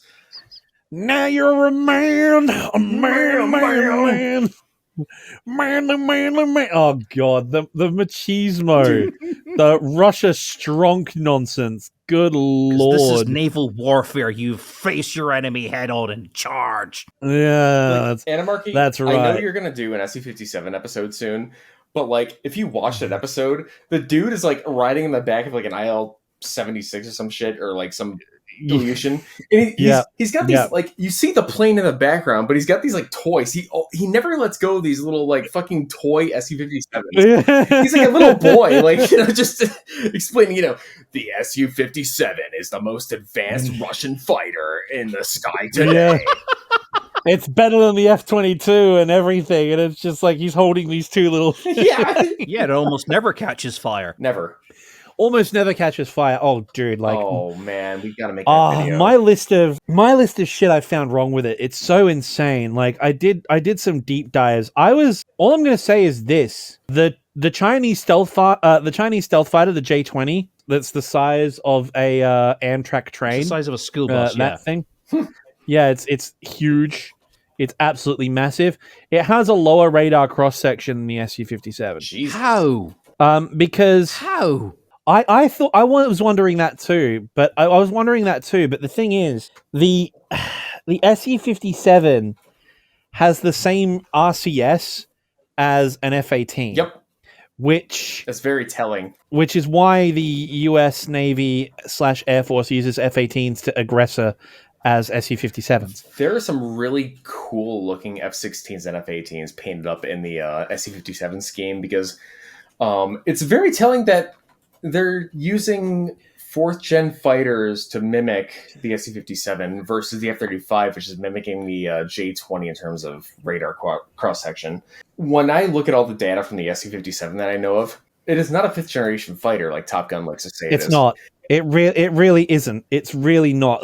The one thing that gets me is the engine intake. You can see the fan blades. You can see the fan blades. Like the F-22 and the F-35 have this really cool thing where the compressor blades are sort of mounted sort of diagonally in the back, and they sort of suck the air through the intakes through this thing, and it's like a lot of it's classified, but they've got this really cool system where they sort of supercharge the air through the engine through these tanks, and because they sort of go through in a sort of curving motion up back into the intake.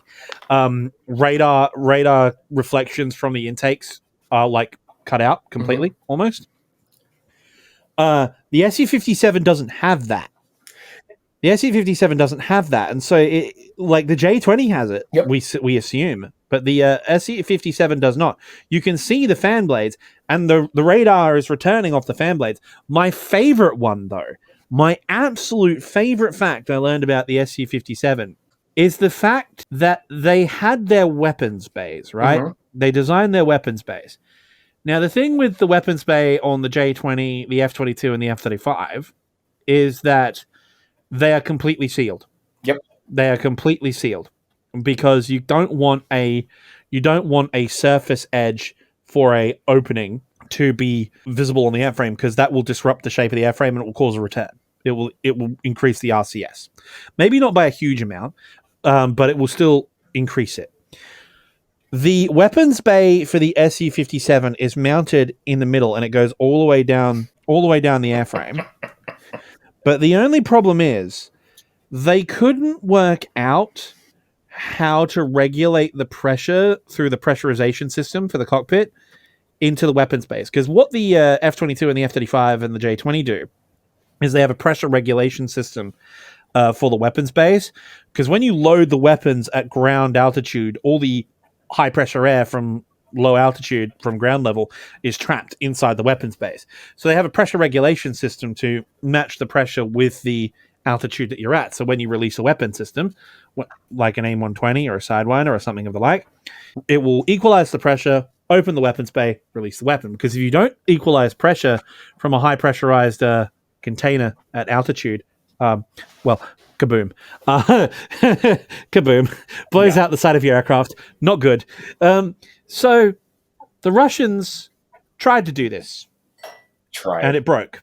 It failed horrendously. So they gave up. So the Su-57 doesn't have a pressure regulation system for its weapons bay, which means consequentially, they are literally just World War II bomb bays. Just straight down the middle. Like there is a visible crease down the center of the airframe, which is completely open, that like reflects every radar. Like the radar return goes into it, bounces around, and then comes back. Like Laserpig, I will send you a picture of the quote-unquote seals on these weapons bays. And another thing about the Su-57 I want to point out, some recent examples have shown less, bolts on the canopy and whatnot, but like if you look at certain parts of the aircraft, they're using flathead screws. They're using flathead screws and rivets. Yep. Yeah. And they're visible. They're not flush. They're literally just bolted into the airframe. I'm like, guys, this thing is the T-14 of the air. The thing is a shitbox. Top Gun Maverick is the best thing that ever could have happened to it because it actually made it look kind of intimidating, and they still lose. Yeah. The thing is, the only reason that it works in Top Gun Maverick is to make an exciting air combat film. You have to engage from within visual range. And I have a theory, but like just to go to Top Gun Maverick, I have to wonder if they consider the J-20 at one point, because they never call them like Su-57s or anything else. They call them 5th generation aircraft. Yeah. That is no. You know what we need to do? What we need to do, Falcon, is we need to do a reaction video on your channel. We need to watch the Chinese Top Gun that came out recently. Man, I heard about where it's that. like the J-20 pilots versus F-35. I want to see. If I can get a pirate rip that'll of be it, cool. I will watch it. I don't want to like actually pay for it anywhere. I'm not giving the CCP money. See, this is the best part, ladies and gentlemen, who are listening to this at home. You just get, if you want to do a podcast for cheap, you just get two plane enthusiasts and you just engage them in a conversation about aircraft, and they'll talk amongst themselves for hours. I can just sit back here and drink. This is great. I don't have to do anything. So just to put the spotlight on you, Laser Pig, what's your opinion on all this fifth generation nonsense? I mean, I'll be honest with you. I went into the T-14 video just talking about its manufacturing capability and thinking that would be the only thing that I would be able to talk about, the fact that like Russia's struggling to actually build shitloads of them and everything. And the more I deep dived into it, the worst it got. And like, even now, I keep getting more and more information about the T-14 and all the ridiculous stuff about it and what have you. Apparently the optics are uncooled. Yes. Which, for those of you who don't know the difference between cooled and uncooled optics, uncooled optics, room temperature optics, your sort of how just what the things are they called? What, the thermal imaging? Thermal images, yes. So there we go. Thermals. There we so go. your uncooled thermal, your room temperature thermal imagers will give you a fairly decent quality image at about a few hundred meters, maybe a bit more, maybe about 600 meters, give or take. Yeah. Cooled optics, which are a lot more expensive, tiny bit more fragile, about 10 miles, maybe? Yeah. Yeah. So the T-14 with its uncooled optics can't see in the dark very far. No. The Abrams can cannot see it from like 4 or 5 miles away. And again, we want to point out that they bought these optics on the open market. Like you yourself can go and buy a T-14 optic. I used to sell if them. you want. I want to do this. I want to get all us defense YouTubers all together in a room one day, and just with Google search and AliExpress, can we build our own T-14? I mean, I'd be tempted to make it better though, because I know how tanks work. But I'm down. Yeah, let's do it. Let's build like the Timberwolf tank that Blacktail built at one time. Oh, fuck yeah. Yeah. Well, we're also, you and I did a video where we build another thing that is armor related. Yeah, don't worry about that. Don't mention it. I'm sorry. You can cut this out.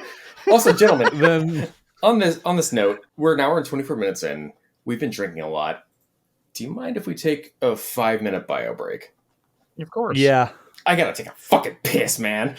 All right, you take a leak. Thanks.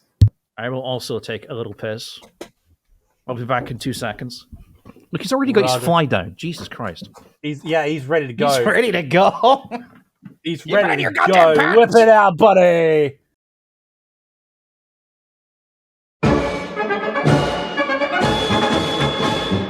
Alte Kameraden auf dem Wegesfahrt, halten Freundschaft, felsenfest und treu. Ob im Kampf oder Pulverdampf, steht zusammen, halten sie aufs Neu. Zur Attacke geht es Schlag auf Schlag, Ruhm und Ehr muss bringen uns der Sieg.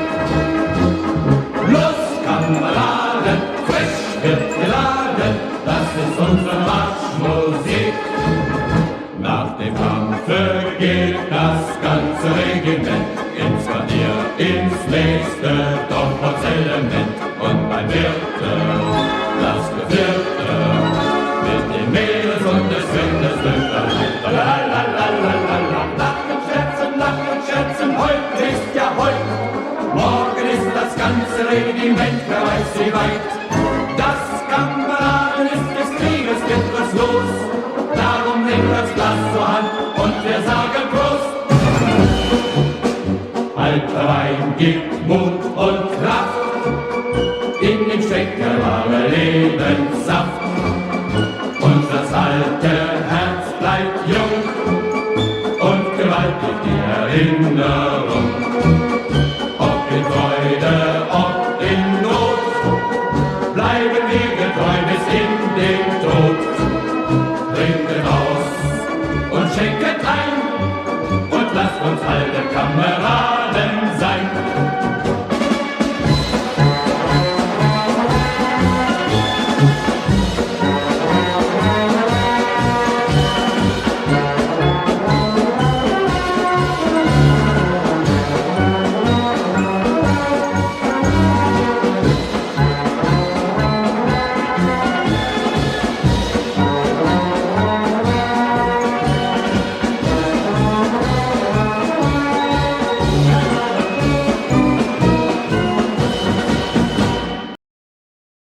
Damn, boys, you ever take a piss so bad your pants fit better?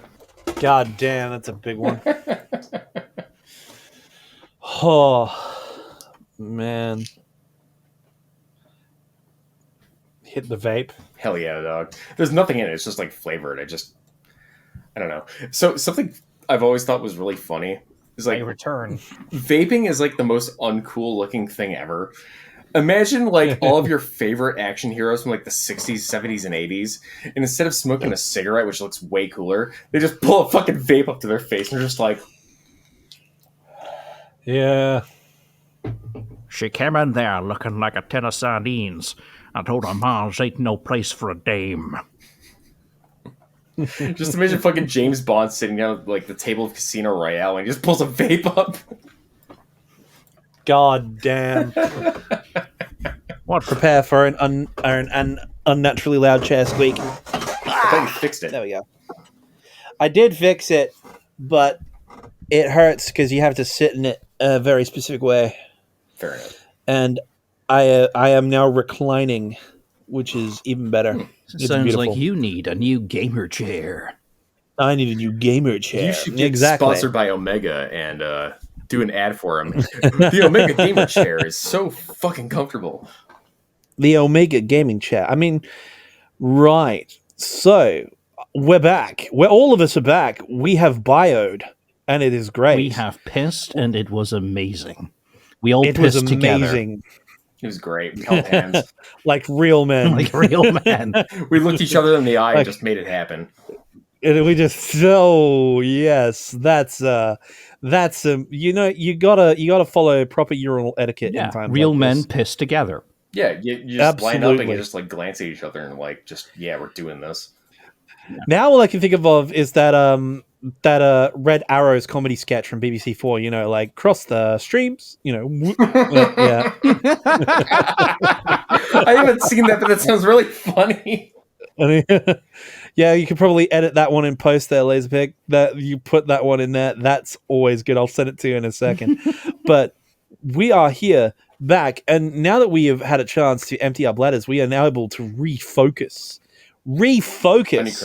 back onto the topic that we're supposed to be talking about. You know, we started this podcast to be a handy source of news, but it's just basically the Laserpig podcast.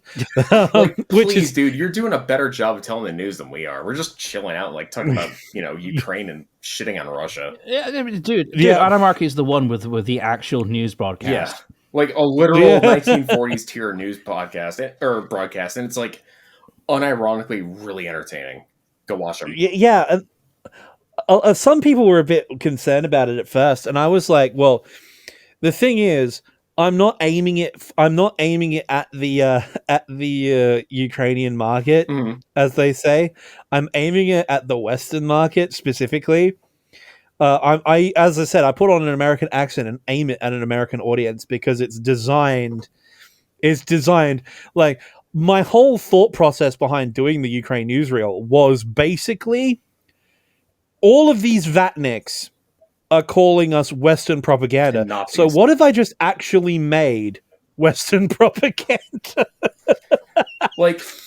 So I did. I just make Western propaganda, and it's really fun. You sound more American, like mid-Atlantic accent than I could ever pull off. Like, hey, brothers, you know, you gotta like watch fucking Animarchy's news broadcast. But like, you sound more American than fucking Vulcan here. And Vulcan, just remind us how American you are. Because I think the last time you all sat down to speak, you went up from your chair and said, "Guys, I've got something cool to show you," and you ran off and grabbed something.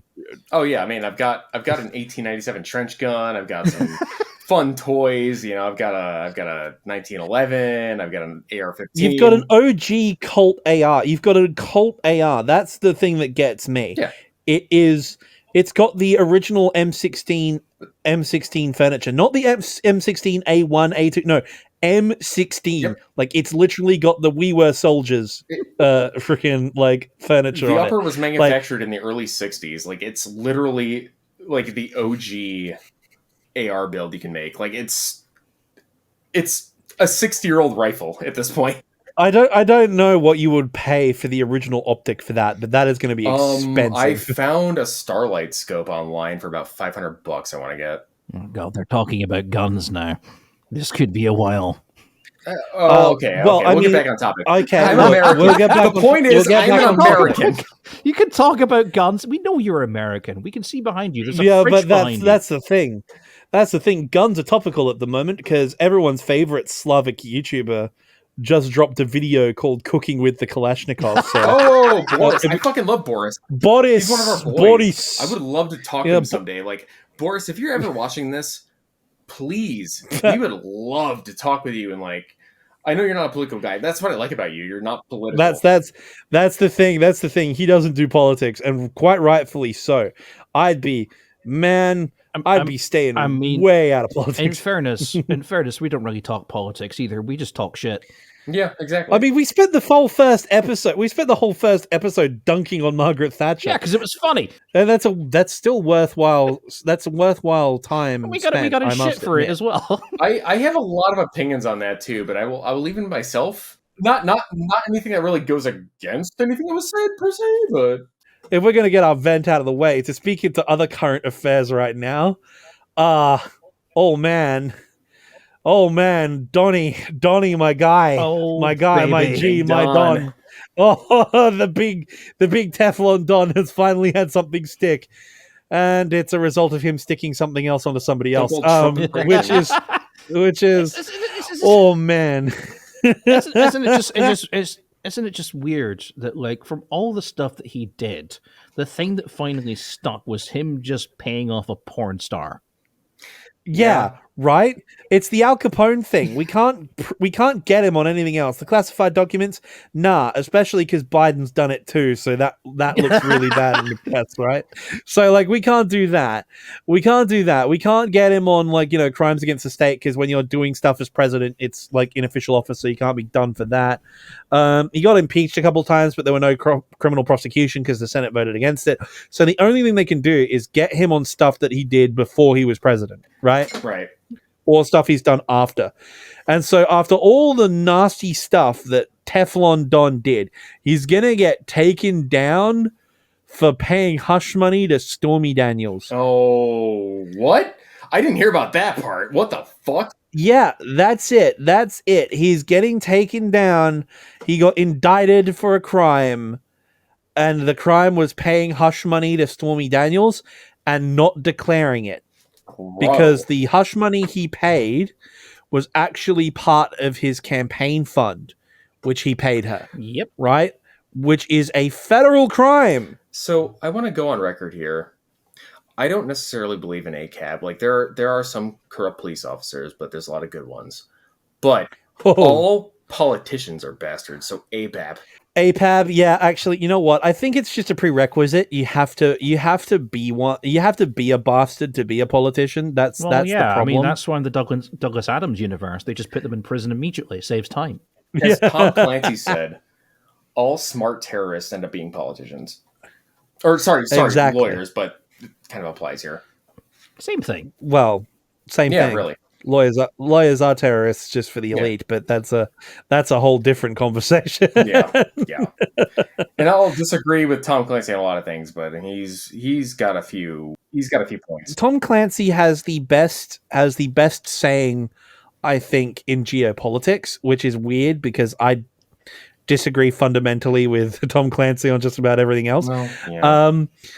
Is that war isn't like wars of invasion and all that. We call it war. We call it international conflict. It's all bullshit. All war is armed robbery writ large. Legalized stealing. It's legalized armed robbery. It's all it is. And it's murder and armed robbery. That's it. That's all war is. And so I think that's a good statement.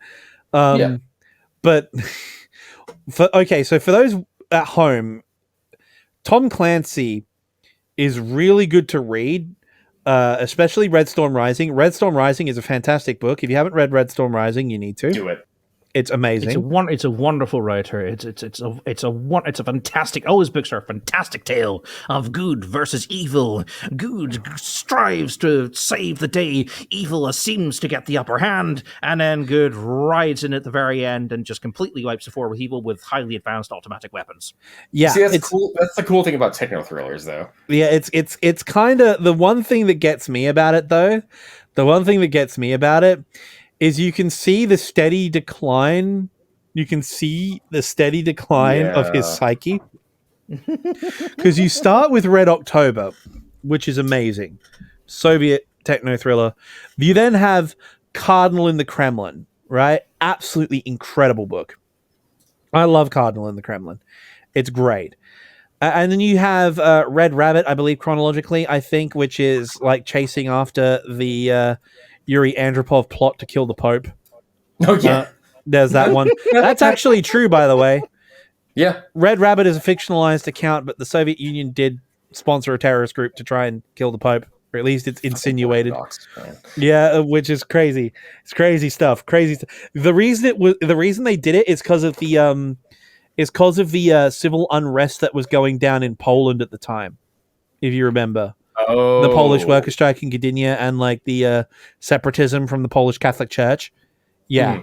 So things were going down there.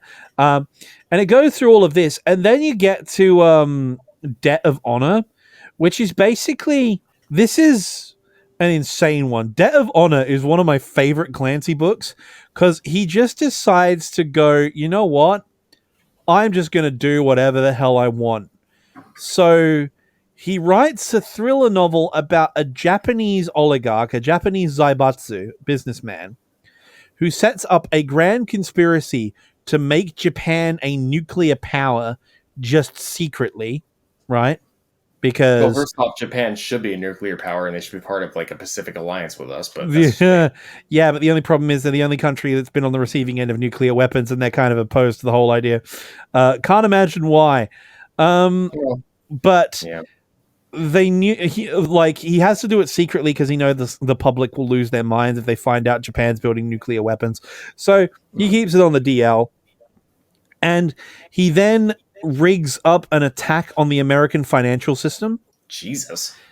And he does it in concert with members of the JSDF, who during RIMPAC, he organizes it so that the Japanese Navy accidentally cripples two of the US's aircraft carriers.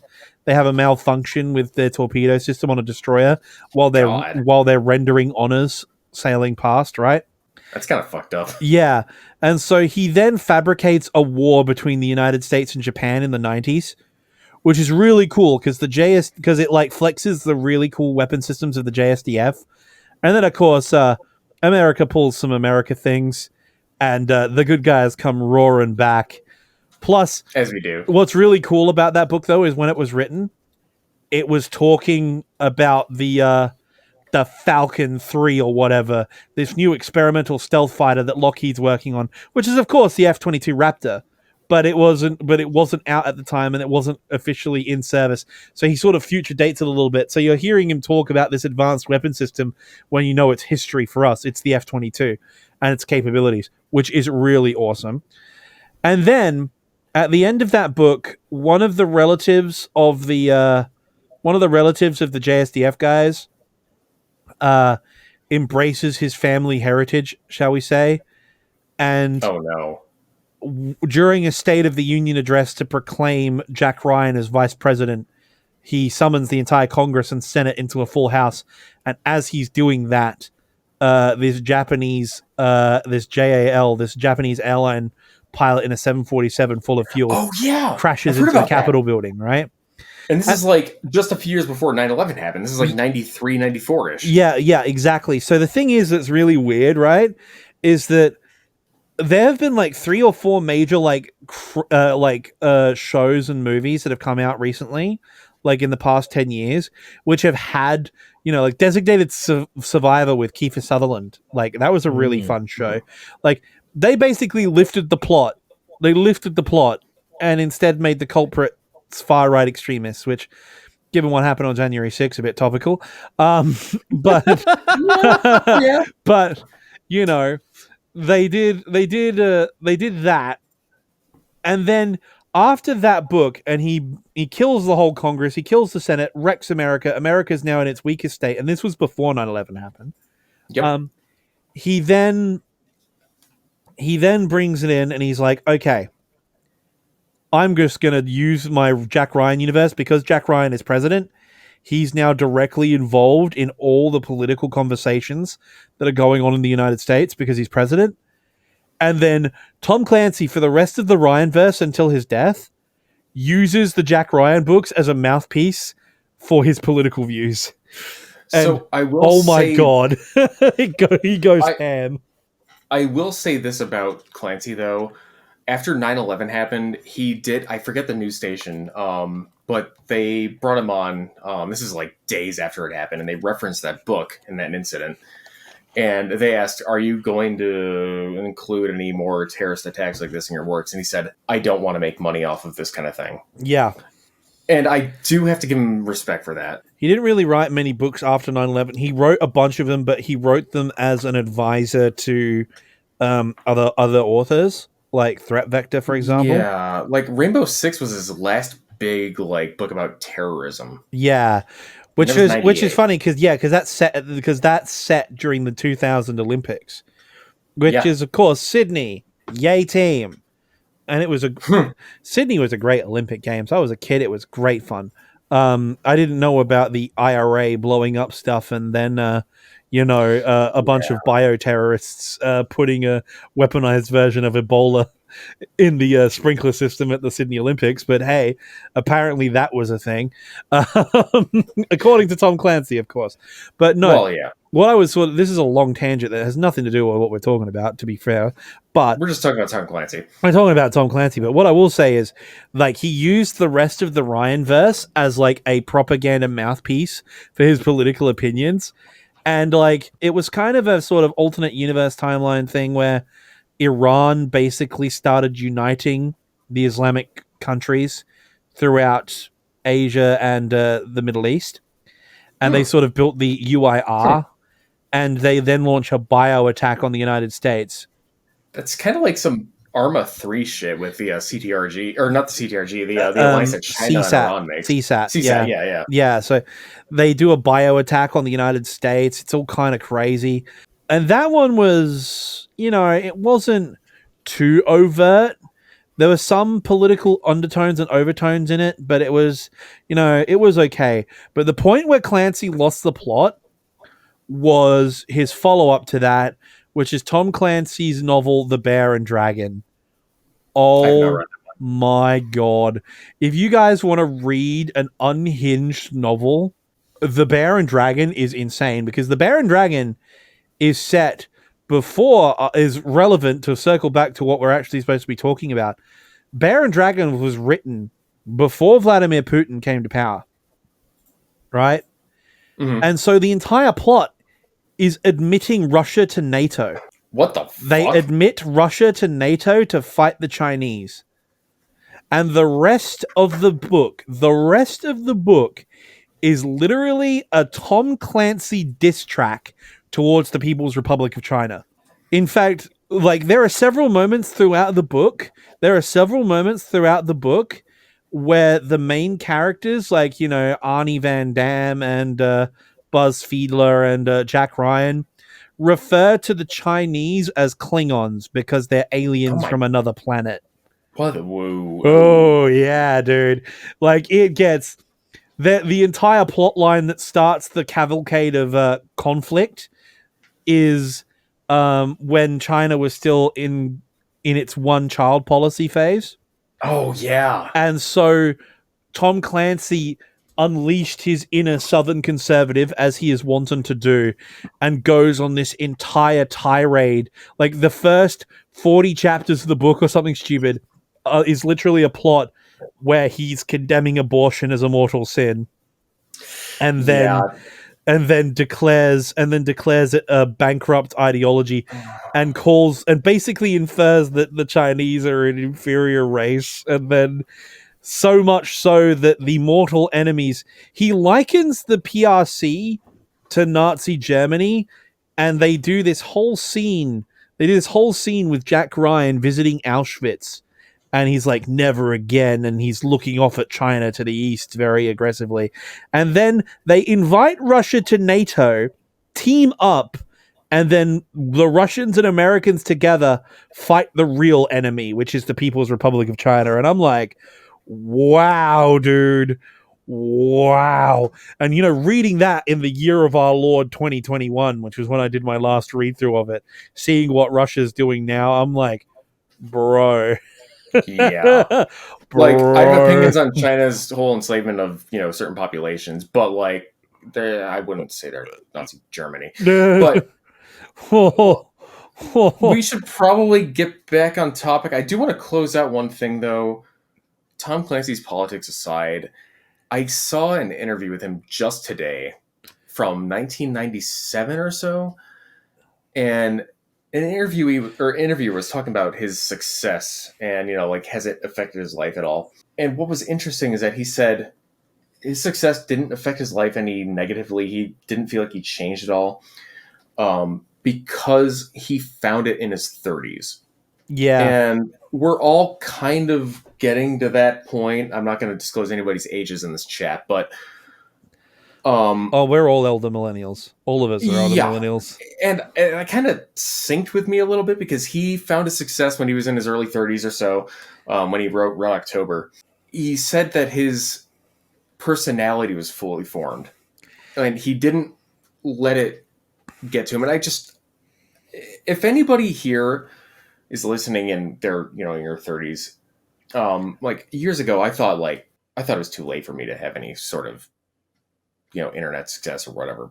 All my bullshit. I've only got like 6,000 subscribers, whatever. but like, it doesn't matter if you get to that age. You can still be somebody. You can still, you know, and that's what he was trying to convey. He was like, you know, it doesn't matter if you're, you know, at that point, you know, you can still be somebody after you hit 30. And I just kind of really appreciated that. Yeah, I think it's a very strange thing. It's a very strange thing. I've noticed it. I've noticed it, like, woes to the first world YouTuber, as they say. But, like, I've noticed it that I've started getting recognized in places, like in online spaces, people recognizing me, which is... Because I usually hang out in milsim areas, like milsim, like strategy game areas, history servers, all that sort of stuff. Forums like Non-Credible Defense, etc. Like, I started noticing, and Laserpig can confirm it. I'm awake, definitely, yeah. Yeah, definitely, yeah. Laserpig. Oh, sorry, we're still talking about Tom Clancy, yeah? No, we're not. No, kind of, but, like, we're talking about how, like... We're talking about how success affects you once you... Like, because Tom Clancy did an interview where he was like, you know... Oh, I am suffering from success. You know, every night I am awake in my Ming Gucci floor-length fur thing... Every night, just champagne drilling from my eyes. Oh yeah, just truffles coming out of my mouth as I flaunt around my 16,000 bedroom mansion, just wishing that I was back living in my box. My advice, in Wilson. My advice to anyone, right? My advice to anyone, and I'm sure Laserpig will back me up here. We're the lucky ones. We've managed to carve out something here on YouTube. If you can, don't do it. Like, go to uni, get a job, work for like, you know, some corporation, or found your own business. Ideally, if you have the ability, do start your own business. Just work in an office. Don't do this.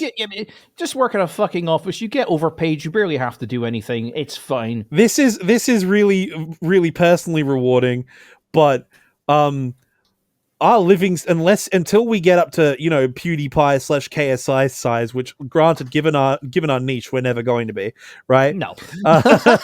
Like, Laserpig might crack $500,000. I might crack 250, like, if I'm lucky, right? We'll be able to, like, have an okay living, but we need to start sorting out our long-term plan, right? Like, we're not massive celebrity personalities. The thing is, right, if you can do something normal, don't do this. Like, if your hobby takes off like ours did, great, good for you. Love your work. But unless you get lucky, don't do this. Don't Like, it's fine. I've got my future plans organized. Like once the history thing goes out the window and like this channel dies, I have a VTuber avatar on order, and I'm going to start streaming. And it's going to be me at the ripe old age of 50 with this little femboy avatar, just like streaming War Thunder or whatever. Just like, hey boys, welcome to my stream. How you doing? Unironically, I started doing that. I shit you not. I emailed Justin Bronk from Russi. I emailed him, and I'm like, "Hey, bro, I'm not even gonna like go for the clout. I'm not gonna invite you on my show. I just want to know, how do I do what you do?" Because he professionally researches aerial warfare for Russi, and he goes around different countries talking to fighter pilots to find out what they need and what they want. Right? I'm like, I am too fat and too bad at math to be a fighter pilot, but I want to make sure our pilots get the best for the job. And I'm like, how do I do what you do? And so Justin gave me a list of things to try. Perun did too. He said very much the same thing. So I'm probably going back to university in a couple of years to get my degree, in war studies and strategic studies, and go do what PowerPoint Man does, probably. I'm going to become, most likely, an Australian government bureaucrat. Oh, God, how the tables have turned. Any really, really young listeners of this, for the love of God, do that. Do not go to American college for anything like media arts or like movie related. For the love of God, do not do that. You'll be in debt. I am over the age of 30, and I'm still paying it off. And this is all I have to show. I mean, not that it's, bad or anything, but it's a hobby. You gotta do something like, for fuck's sake. All that film school, and you ended up working IT.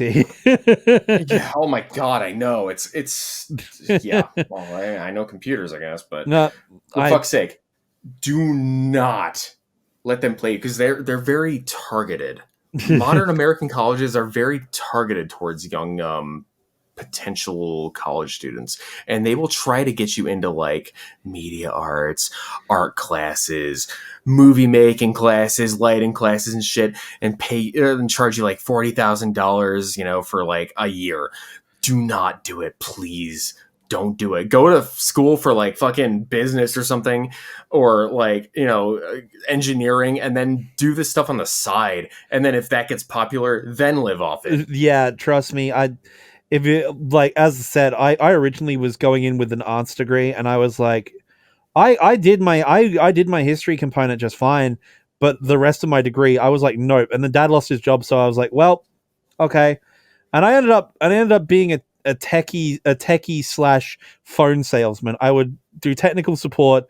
I learned how phones and shit worked. I learned all that, like 4G, pulling apart mobile phones, like goddamn. I learned all of that, and I learned how to sell it. And then I made dude, it's weird. Like, that Star Trek song, It's a Long Road Getting From There to Here, right?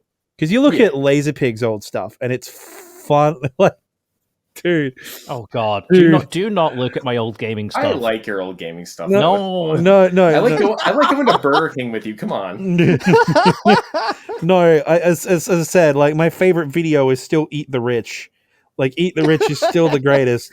That's not even like that. The old, SS like, Great Eastern is like, oh my God, dude, yes. I lost my mind. No, but here's the thing, right? You look at your older stuff, and you've got Zircon, you've got like Nazi UFOs, you've got all this weird stuff. Shit. Yeah, you've got like the A10 videos. The thing is, all of these videos, you hit the absolute jackpot, because all of these videos had like 10,000 views, 20,000 views, right? At most. Then your T-34 video blew up. No. They didn't have even remotely close to that. They had like a few hundred views each. That was about it. You made your T-34 video, and then they watched, everybody who watched the T-34 video watched everything else. Yeah. Which is absolutely amazing. I remember the first video I saw of yours was the James Burton, It's a Pathological Lie. And you want to know what the greatest thing was? That popped up in my recommended from the YouTube rip of fucking Pentagon Wars. It was Oh my like an old God. school reply video. I was losing my shit. I'll be honest with you. A lot of people did find my channel from watching Pentagon Wars and just seeing that video just pop up in the suggestions. Yes, it's just almost like it was planned. Oh God. But no, yeah, if there's a lesson we can give you guys, don't try and make YouTubing your career. If it happens, good for you. Just do what I do. Just have parents who both hate you, and then one of them dies, and then the other one becomes a controlling monster that you eventually run away from, and then you write a very interesting thing and get a decent job for an intelligence agency, and then eventually lose that, have a mental breakdown, end up working in Burger King, have another mental breakdown, end up homeless for a few years, work extremely hard, build yourself back up, go back to work at Burger King, and then become a chef, start building up your repertoire, start working for different restaurants, building up and building up and building up until the point where you are working at the absolute A-master top of your game, have another mental breakdown, fall down a fucking rabbit hole, end up working in a cafe, and then become an internet celebrity on Reddit. Yeah. Can I go give you a hug or something? Yeah, dude. Sounds like you need one. My traffic backstory is not even that good. I don't even that good a one. I go through teenage life. 5-year-long relationship implodes. Mum dies. Then dad loses job, gets retired from his job. And then I sell mobile phones until eventually I make a video about how big titty waifus relate to battleships, and suddenly I'm popular now. And that's it. Yeah. That's how that happened. And then a war starts, and somehow I'm one of the most reliable sources. Again, I'm a bloody self-taught historian. I went to university for that shit. They taught me the skills, and then I went out on my own making shitty YouTube videos, and then all of a sudden I'm a journalist. I don't know how this happened. We're somehow journalists because the actual journalists covering the Ukraine war are so bad at their job. Because all they do all day is sit in an office, look at Twitter, look at Newswire, and then just write a boring article on like the culture war or something. It's like, oh, mansplaining, oh, Trump, oh, and now an actual thing is happening that they have to do actual journalism for, and they've got no idea what to do. I mean, when I went to visit my mother, she leaves the TV on and it's on the news or whatever, and they were talking about recent events in Ukraine. Footage came in, and you know that footage of the Russian helicopter getting downed by the Javelin? Yeah. Yeah.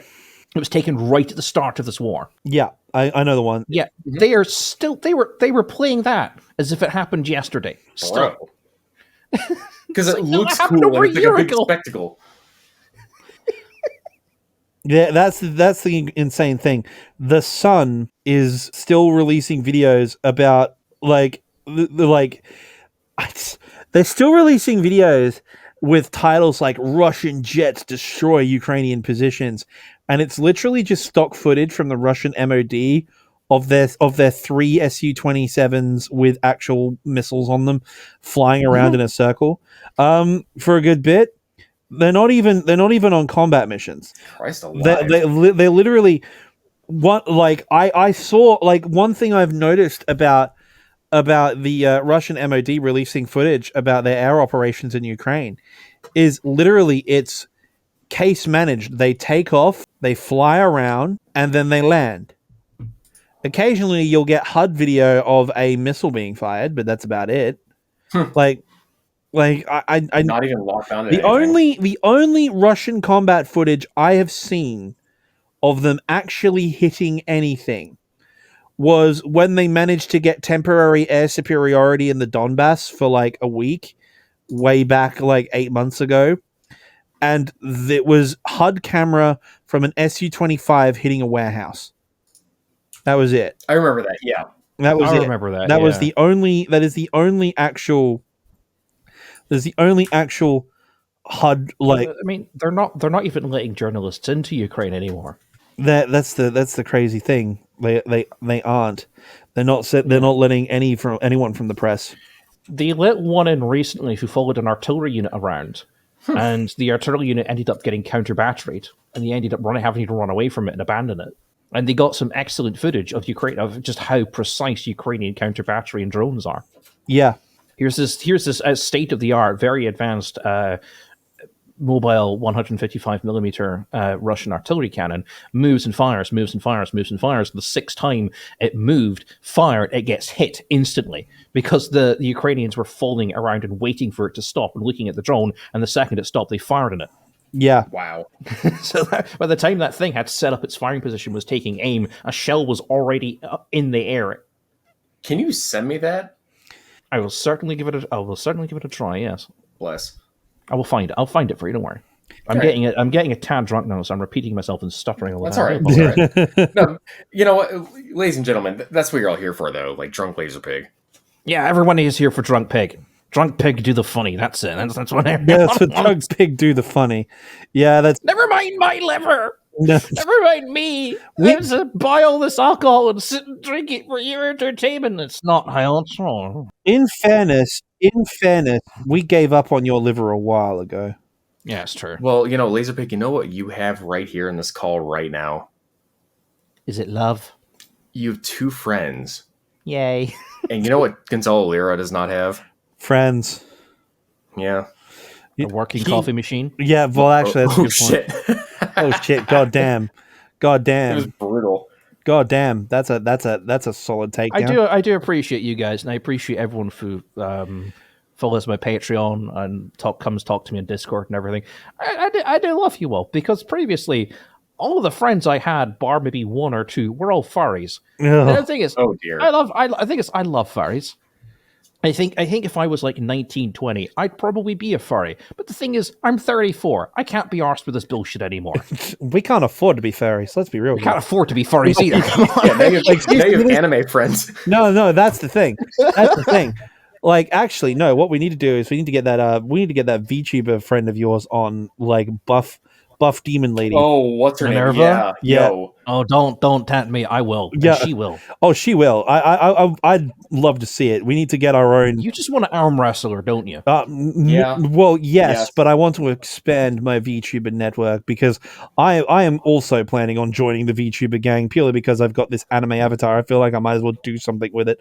Well, Animarchy, I mean, I'm working on the fighter pilot Falcon avatar. Oh yeah, you're doing a thing, aren't you? I'm working on it, and honestly, all it would take is like changing the eyes out and the visor cover off for the helmet, because I'm gonna do like a DCS thing where it's like, you know, he's got the helmet on, he's got the mask on. So when I look around at Trek IR, it's like, you know, the head is trekking around in like this pilot cam thing. It'll be sweet.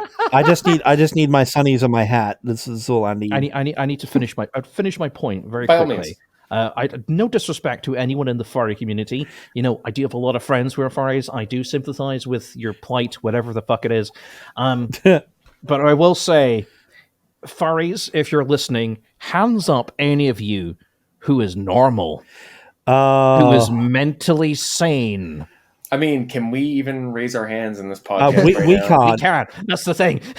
My friend. Every single one of my friends has come from a broken life. I'll be honest. No. I'm kind of okay, and I'm willing to support you. But... God, no.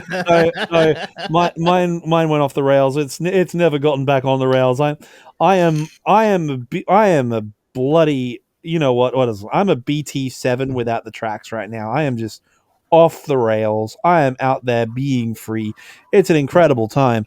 But my friend Ashley is a lovely fairy from Sioux Falls. She'll never watch this, but if she did, hi Ash. She makes her living drawing furry porn, and she makes good money. So, you know, more power. In fairness, you do make a lot of good money drawing furry porn. You make absolutely tons of power. And in fairness, having now actually seen a lot of furry porn, because it's the one thing that people absolutely love to spam me with and go, I'm going to shock the pig, sends furry porn. I will admit, there's a lot of furry artists that can make a cock look delicious. I mean, some people draw this stuff, and I'm like, holy crap, that's a juicy looking cock. I've seen real cocks. I've had real cocks in my mouth. They're nothing like this. I mean, they're shiny and they're. You know, if this video wasn't limited monetization, it is now. Yeah, there might be some. Hey, I have done my absolute best here. Yeah. I am not swearing nearly half as much as I did the last time. And I'm Scottish. I cannot speak without swearing. It's very hard for me to sit here and talk about things like this without swearing. And I've done very well. I've barely sworn once. Yeah, and quite frankly, I think I deserve a medal. Yeah, I think you do deserve a medal.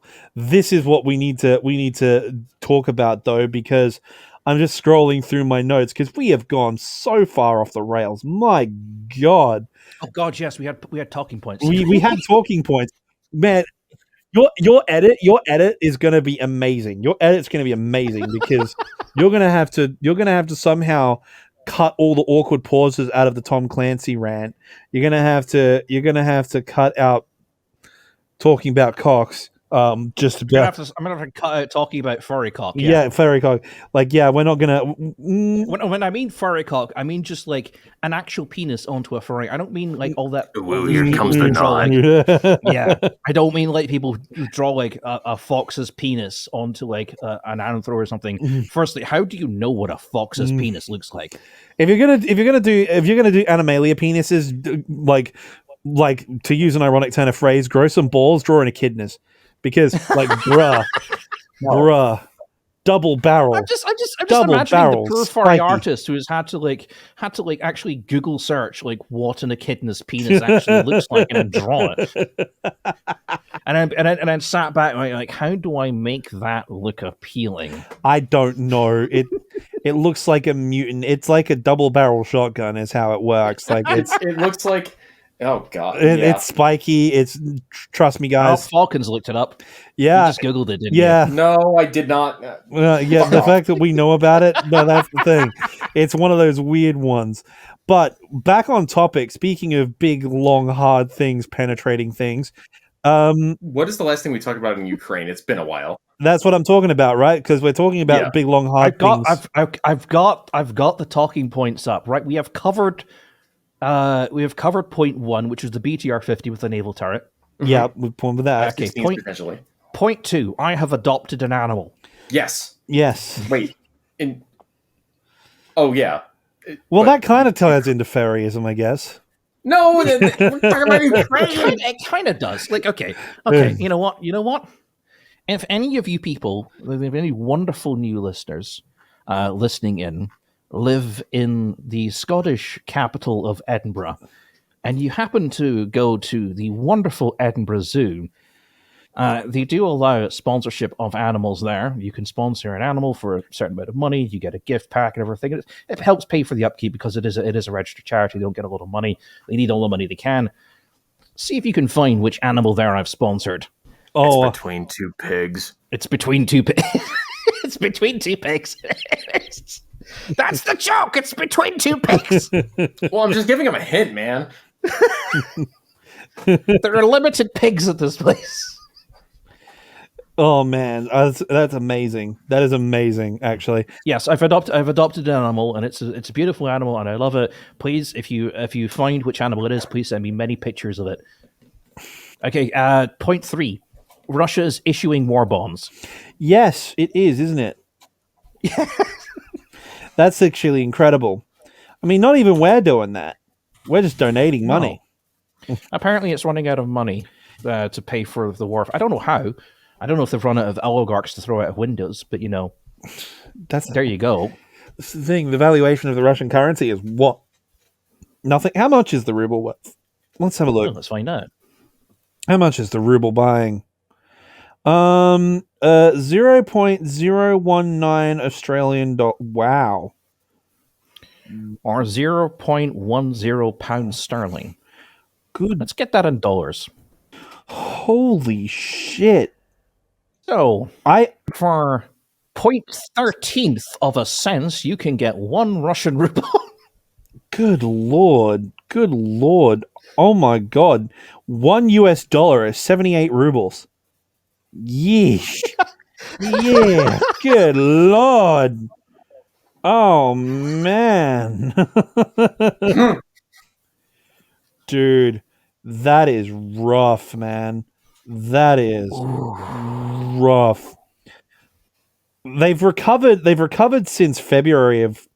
They basically had to burn down all of their they had to basically borrow and beg and steal and burn down all of their assets, claim on the insurance money, to get their currency back up. Because if you remember, back down in February, I'm looking at the 5-year valuation chart of the Russian ruble. You can see this amazing thing. It was dropping and dropping and dropping, and then the war in Ukraine started, and it plummeted down all the way to 0.005 of an American dollar for the ruble. Yeah. And then they immediately basically dumped all their assets to back the ruble back up. So it spiked all the way back up. And it's doing the boom and bust thing. It's doing the boom and bust thing that the Fed likes to do whenever we have an economic crisis, which for those of us millennials watching, it's an economic crisis number 4 we're on now. I remember at least 3. I remember, we had COVID, so it is now, the ruble has spiked up, and then it's gone right back down. We're right back down to the start of the war right now, and it's still going down. Yeah, I mean, it might recover slightly because Xi Jinping went to Russia to speak with Mr. Putin, and I think there was a lot of expectation that China would be like, yes, you can have all these guns and tanks and ammunitions, we'll sell it all to you. And instead, what they said was, you have a lot of diesel and gas and oil that isn't being sold. We'll buy that. Yeah, at half the price you normally sell it at. Yeah. Yep. Not only that, have you seen the moves that the Chinese have been making in the Middle East regarding buying energy with yuan instead of US dollars? Oh, they have literally made an alliance with Saudi Arabia. Yeah, which is crazy. Absolutely That's terrifying, crazy. actually. China has quickly become a very near peer to America right now. Yeah, they've been doing a lot of colonialism down in South America. They have police departments in South America. They've done a lot of Africa as well. It's only going to get a lot worse because the thing is, as Russia's military export market is kind of collapsing, there's a lot of countries around the world who are now looking to alternate sources to get their military hardware, and China's looking very promising right now. The problem is, you want to buy, say, tanks from China instead of Russia. Those come with caveats. Yeah. Mm-hmm. And, China's going to start imposing certain things, and you say, hey, you want weapons? Sure, we'll sell you weapons. We'll sell you weapons at discount. We'll sell you as many as you want. But we want open visas for all our citizens. We want exclusive mining rights, and maybe we'll put a few naval bases in as well. Yeah, that's the crazy thing, because there's an entire port in Western Australia owned by the PRC near the mines that we've got up there, right? It's owned and operated by the PRC, the entire thing. Yep. And you saw that was one of the big reasons why Germany did the big Greek bailout way back in the day, because they wanted to sort of forestall Chinese investment, because China is buying up a ton of stuff in the Mediterranean at the moment as well, which is incredible investments. China is making some big financial plays. Militarily, they can't compete with the United States yet, but economically, they're getting close. Economically, they're starting to make some moves. They're starting to put the US on the back foot on the global stage in terms of the market. And I think that's why the US Navy got a massive budget increase recently. Huge one. Yeah. I mean, they were able to put out somebody in the comments probably correct me, but they put out 3 naval vessels in the past year. Yeah, the one of my friends serves on one of the newer ones, one of the new Army Berks. No, not our Navy, but the Chinese Navy, sorry. The Chinese Navy, yes. So the Chinese Navy is very soon going to be deploying, or rather starting the sea trials for their first actual supercarrier, which is interesting. Mm-hmm.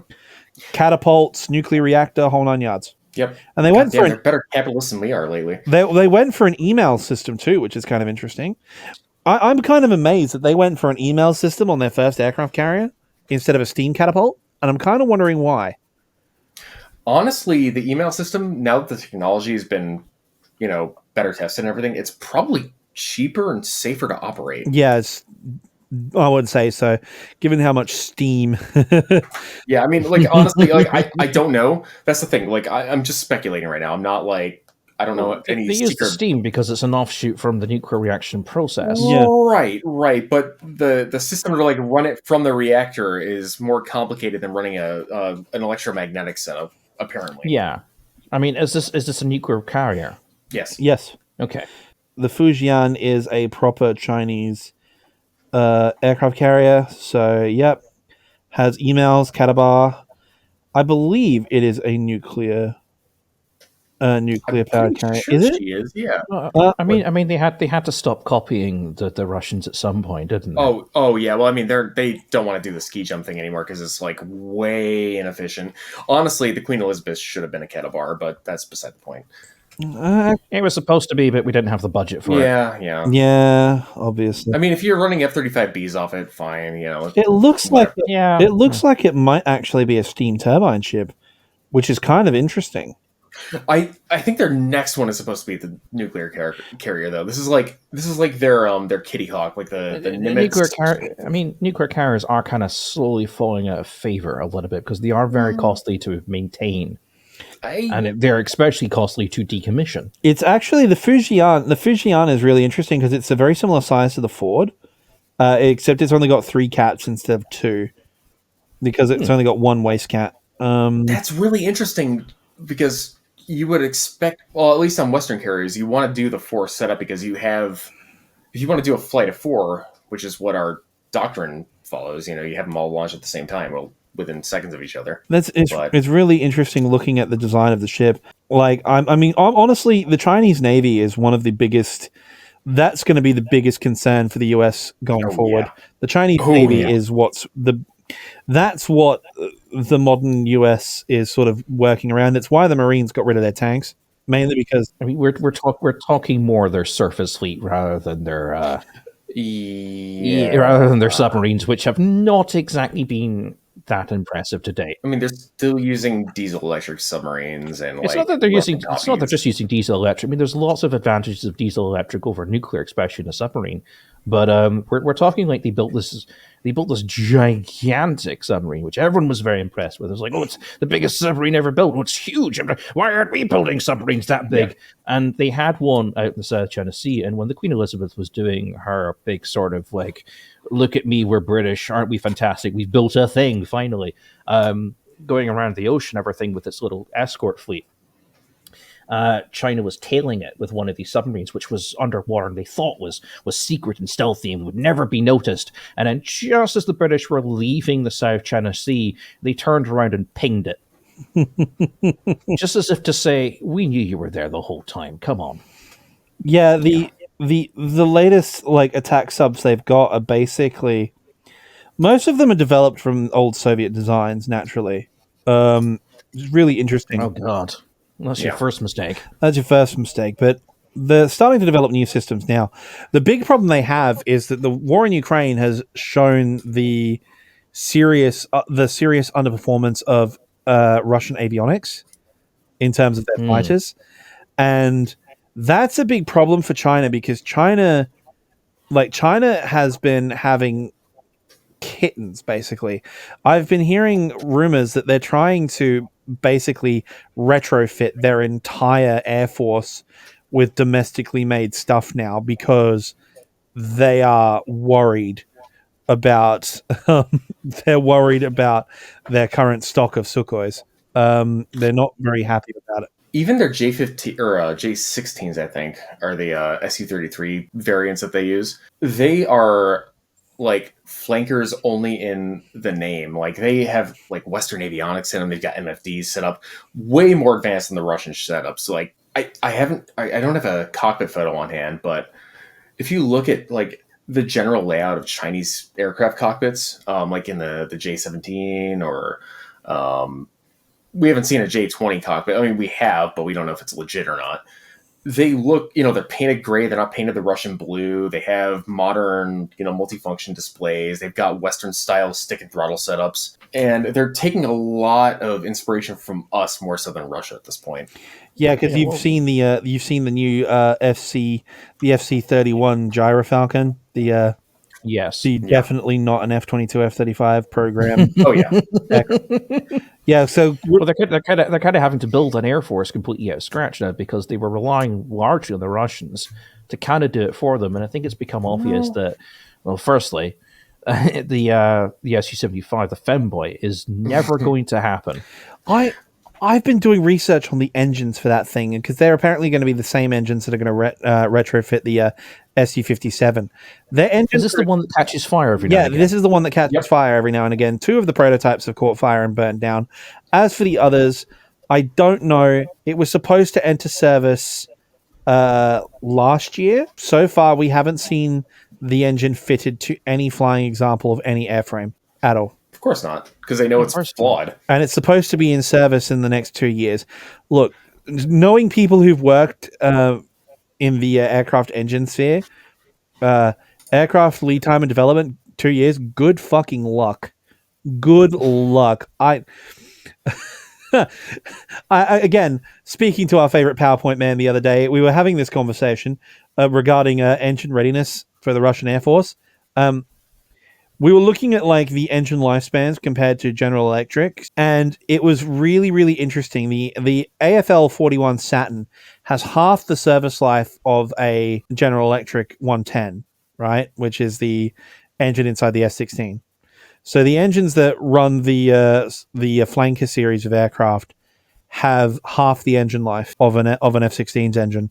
Not to mention they have a much higher maintenance requirement. They need to break down and rebuild far more frequently than the American engines do, mainly to keep running. And that's assuming that they get those maintenance cycles done, which they don't.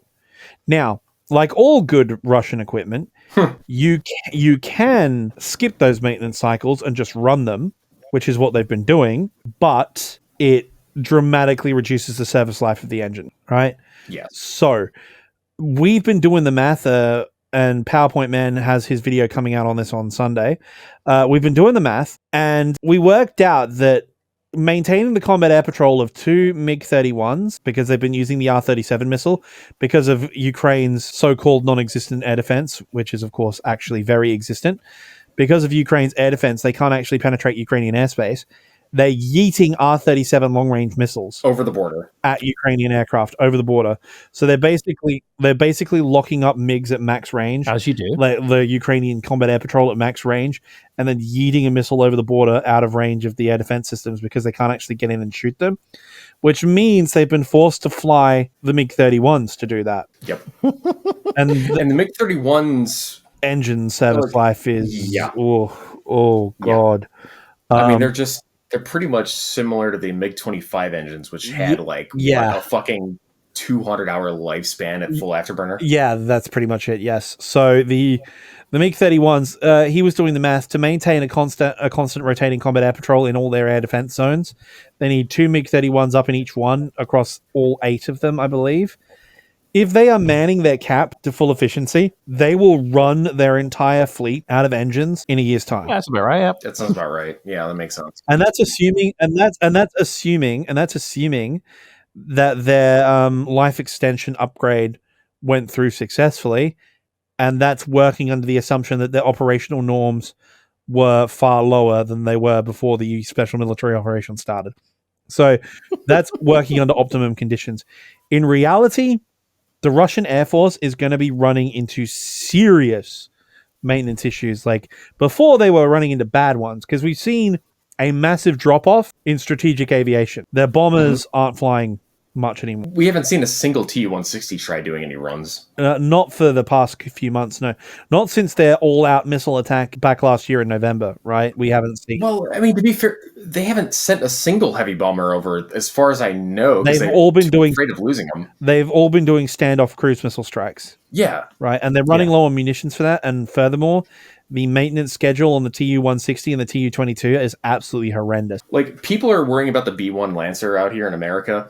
It's being retired. It's being retired because it is kind of a maintenance nightmare. But show me a plane that's not. Come on. I can only imagine. Well, I mean, the variable geometry. Variable geometry, like as cool as variable geometry planes are, they are hell, and they are the devil spawn and need to be stopped.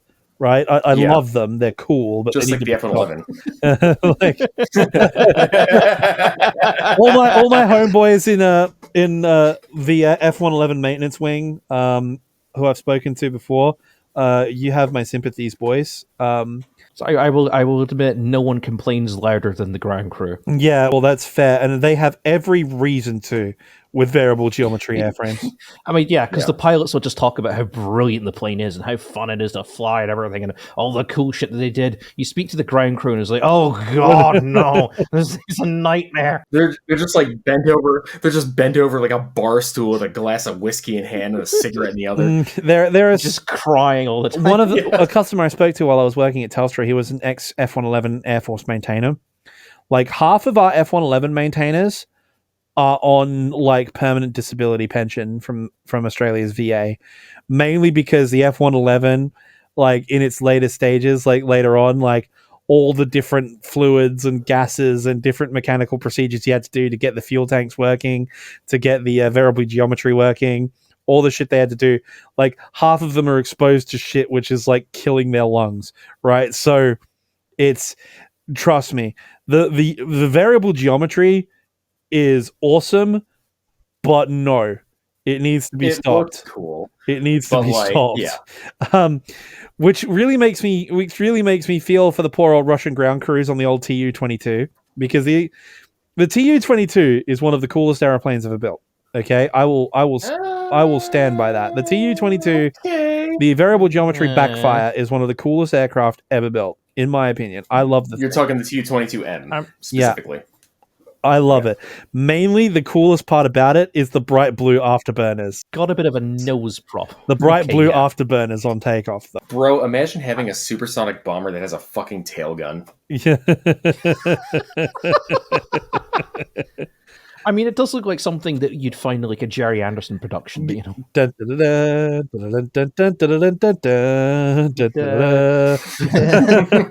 the first episode of Thunderbirds? Yeah, it was. Where they had the Mach 14 jet or something that just assembled itself on the runway as it's moving to take off. Yeah, and there was the rescue episode where the guy had to like go out on like the little weird cone on the rope and try climbing into the aircraft, right? Yeah, and I think so, yeah. And they had to land it. They had to land it on these rolling ramp things down the runway. The first episode of, dude, that's a throwback. The first ever episode of Thunderbirds. That dude. 5, 4, 3, 2, 1. Thunderbirds are go. Dude, trust me. Goddamn, my dad watched that show back in the 60s when it was new. Dude, yeah, so did my dad. My God, Thunderbirds are fun. amazing. What I love about them is all the main characters are named after a member of the Mercury 7. So, like... I didn't realize that. Yeah. Didn't you realize that? They're all named after the Mercury 7. Like... I've only seen a few episodes of it, so I haven't, like... I never got, like, super into it like you guys probably have, but... Oh, you need to sit and watch like, it. It's amazing. Oh, my God. Alan, John, Gus, like... Oh, my God, you're right. They're Gordon, they're all named after the Mercury 7. Like, you didn't know that. Come on, dude. It was originally a British show, right? And yeah. then they redubbed it into American English for... Okay. No, it is a British show, but they used American actors all the way through because International Rescue is an American team, but they have agents around the world. That's the whole point. I mean, oh man, we got to sit down and do some commentary in this show. That sounds fun. You got to sit down and watch Thunderbirds, and when Thunderbirds is done, we can move on to Captain Starla or Stingray or something. Team America. Team America. Team America. Hell yeah, dude. Team America. Fuck yeah. Yeah. No, seriously. Coming again to say motherfucking yeah.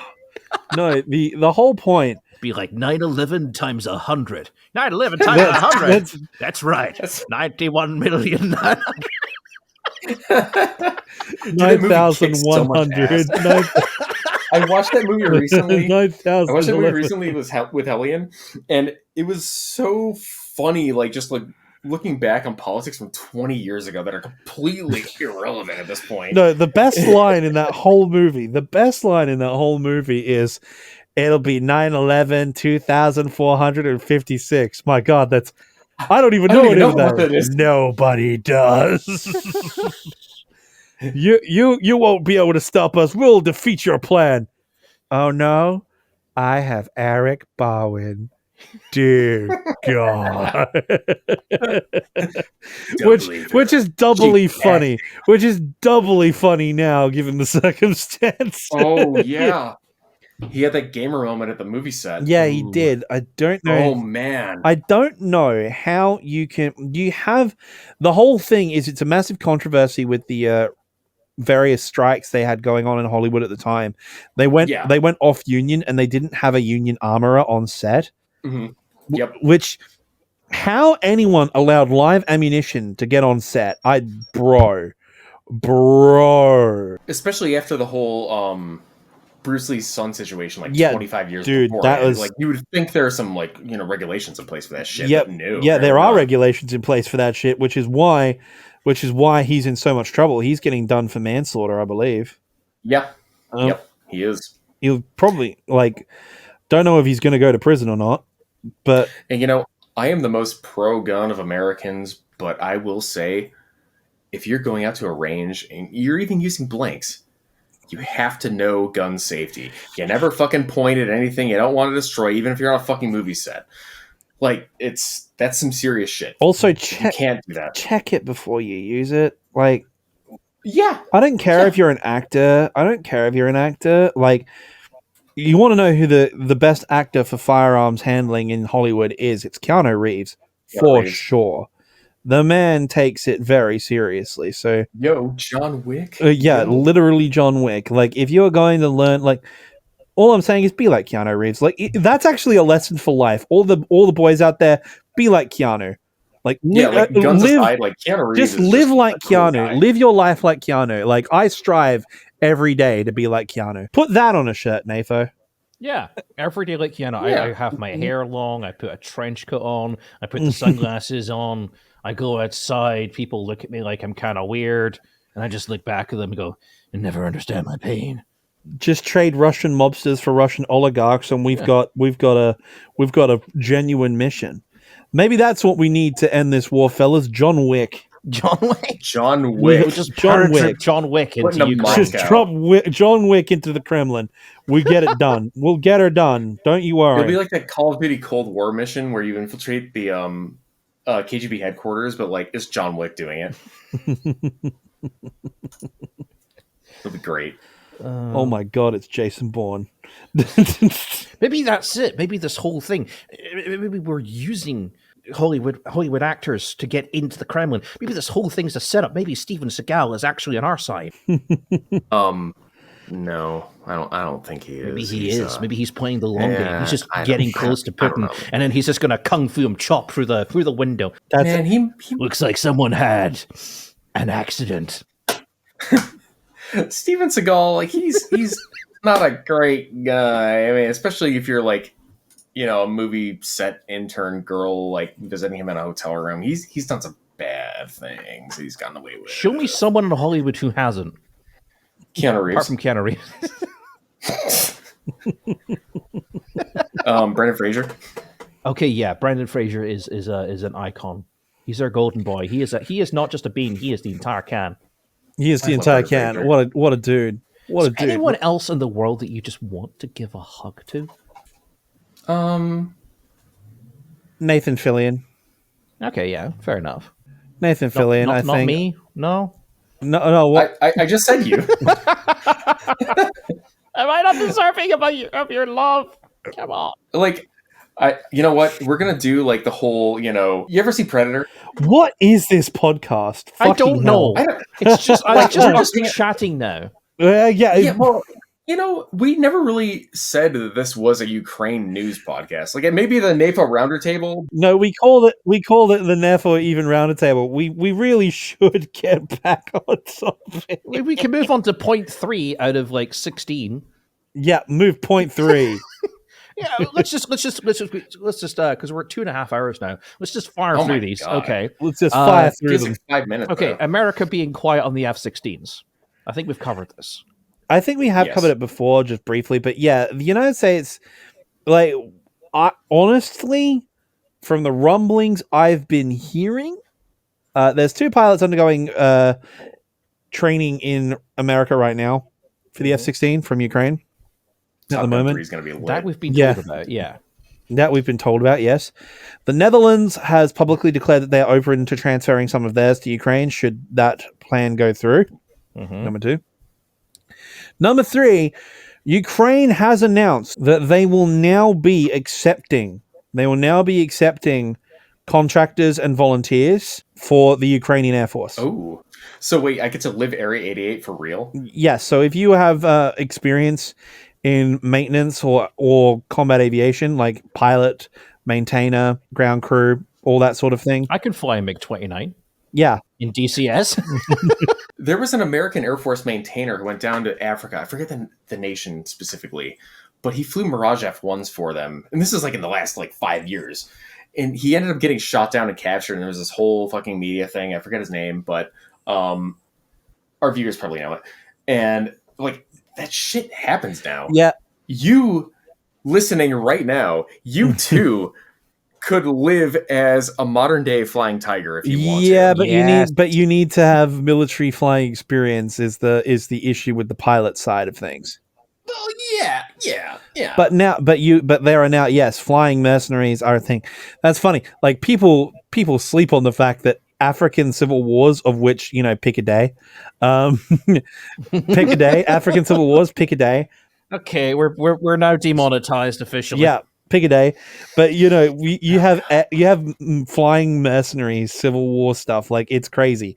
Absolute madness. Yeah. But that is the skinny on the old F-16s, because I think we're probably going to start seeing news about them. The fact is, Ukraine has publicly stated they're accepting people with experience into their Air Force. They are specifically targeting F-16 crew. The Netherlands have come out and said, we'll supply ours if they ask. The United States is training 2 acknowledged Ukrainian pilots on F-16s that we know about. All right. On paper. Most likely more. Poland is certainly going to be willing to provide the infrastructure for them to get set up. So we will probably see F-16s to Ukraine within the next 6 months, I think. I wouldn't doubt it. I'm willing to bet $20. $20. Yep. Not that $20. Much money, I'm reckoning that we're going to see that happen. We're going to see that happen. I'm almost certain of it. The thing is, if they're keeping quiet about it, it's because it's happening and they just want to keep it on the down low. Yeah. And honestly, we really shouldn't be talking about it, honestly. Nah. Bringing attention to it. We need to blast it from the rooftops because we want to annoy our politicians to get them to make sure they do it. Because Gonzalo Lira, if you're listening, if we don't see F-16s in Ukraine in the next 6 months, I will send you a $20 bill with my signature on it. Crisp 20. A brand new 2023 $20 bill with Andrew Jackson's face on it. I'll send it directly to you in the mail. That boy, Andrew Jackson. What's point 4 on your list, Laserpig? Point 4. Noticeable weakening of assaults on Bakhmut. Yeah, that is something interesting I've noticed, is that the Russians gained a lot of momentum and then stopped. The thing is, I mean, the thing about Bakhmut is we probably should talk about it. I mean, there's a lot to talk about when it comes to Bakhmut because it is the focus of Russian propaganda now. I had a chat with another YouTuber quite recently. I won't name who they were, but we're doing something together. I don't know if that'll come out before this podcast. It depends how long I take to edit it down because, my God, this has been a disaster so far. Yes. But has it really, though? I mean, come on. It's been it has. It's been an absolute disaster. Like the last one. We have 2 brain cells to rub together between us. If we all form together into one human, we might make someone average. Yeah. I feel like if you still have the recording from the other episode, you can splice bits in pieces. Yeah, I mean, we did say some interesting shit last recording. It's just it was we were all fucking wiped out, and it was kind of depressing. But that's fine. Yeah, we were all just sitting watching Animarchy just demolish a McDonald's. Yeah, man, it was great. Yeah, it was fun. It was great. It was a great Macca's run too. Absolutely top tier Macca's run. But no, what was I saying? Bakhmut is one of those interesting things. Oh, God, yeah. One of those interesting things where I'm starting to lean more into the conspiracy theory that Wagner is actually being a sacrificial lamb just basically in this situation. Well, considering that is my conspiracy theory that I started, quite possibly, yes. Because they are, yes, I believe they are being set up as a sacrificial lamb. I think I said that last time. I think we need to start, when it comes to Bakhmut, we need to start with the one thing that a lot of people are not aware of, that the reason there's been so much focus on Bakhmut, well, firstly, because the Vatniks love to get everyone to, like, trampled down into the minutiae of the war so that they don't have to talk about the big picture and the fact that Russian lines haven't moved in the past 6 months. But also, the reason they're attacking Bakhmut is because this is the natural point where all the Russian supply lines meet. So it is theoretically the easiest target for them to attack. yeah, And that's it. There's no strategical point or purpose to Bakhmut. If Ukraine loses Bakhmut tomorrow, it will not be any worse off than it is currently. It is literally just the easiest target for Russia to currently attack, and that is why they are attacking it. And they're going to claim the whole war as a victory if they can hold on to that. Yes. Which we have been preparing for a long time. We've been preparing for the fall of Bakhmut for, like, 4 or 5 months now. Yeah. And Ukraine was just like, okay, well, we're going to pull out and just, let them have it. Yeah, they went dark like last month, and we thought, okay, that's it, that's the end. They're pulling out now, but no, they're still holding on, and it genuinely surprises me. Like, my heart goes out to the people who are defending Bakhmut because dear God, they fight hard. yes. Yeah, especially the people who would have lived there. Like, if you lived in Bakhmut and a foreign power was invading your town, it would be pretty fucking hard to give it up. Oh, you pick up a gun and you fight to keep your home. Exactly. And like, if you were told that, strategically the best move would be to, like, leave it, that would be a hard thing to swallow, but you would know it's the right thing to do, but it's just... I will. I mean, and there's nothing back in the city of flowers, I think it was once called. Most of the people who have been evacuated have been evacuated. The few people who are remaining are people who cannot be evacuated. But let's. I'm just gonna share a few things with you. Here is Bakhmut as it currently stands. A little video for everyone. There's the prize that Russia is fighting hard for and has lost 30,000 of its troops trying to take a hold of the jewel of Ukraine. There it is. I have not seen a city fucked up this bad since World War II, like, archival footage. It's completely destroyed. I mean, it's gone. It's gone, there. Completely gone. Like, the city is... This is a city where people lived, were birthed, defended, and it's destroyed because of Russian aggression. This is the point where you cut to Patrick and SpongeBob going, "We did it! We saved the city!" Yeah, basically it. And this is why Ukrainians are defending their home, because if they don't, this is the result. Yeah, so ain't that fun. Let's stop this video now before it depresses us. Yeah. Bit of a downer, all things considered. I'm sorry. Should we counterattack is in order, just saying. Yeah, so attacks on Bakhmut seem to be slowing down. It looks like Wagner are generally running out of steam.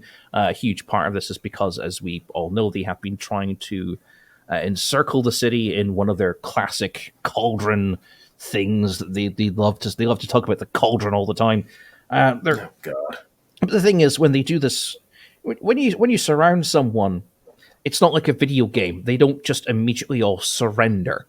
What you end up with is a huge concentration of enemy troops and a very thin line of your troops surrounding them. So they can, as the old saying goes, we are surrounded, excellent, we can attack in any direction. And that's exactly what Ukraine has been doing. They have been launching attacks from the city constantly, constant counterattacks.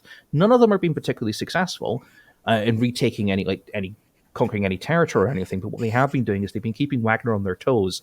They've been keeping that front line hot, constantly preventing Wagner from being able to cycle out troops, from being able to relax, from being able to resupply, from being able to bring in reinforcements half the time, from being able to get any sleep. I think it was a testimony by some Wagner troops. They're saying, like, you get onto the front line and by day, there's drones above you all the time dropping stuff on you. And at night, that's when the artillery starts hitting you. You have to keep moving. Like, every few hours, you have to get up and you have to move. Otherwise, you're dead.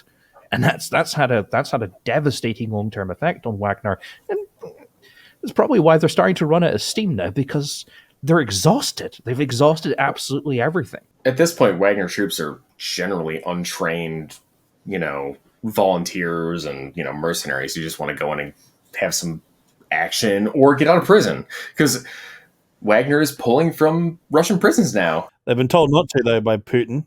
Yeah, because they were pulling from Russian prisons for the longest time, and now they can't, because now Russia wants to recruit from prisons. Okay, so the regular Russian military is now going to be pulling rapists and murderers out. Yeah, and cannibals. Okay. There was that. What a normal, functioning, sane army. There was that famous Russian cannibal. He was caught at the scene of a traffic accident, like eating one of the victims. He was put in prison, and he died in Ukraine as a member of Wagner. And not a single thing was lost. No, not a single thing of value was lost that day. The serial killer of Moscow in the 90s. He is, I believe, he wants to be recruited for Wagner.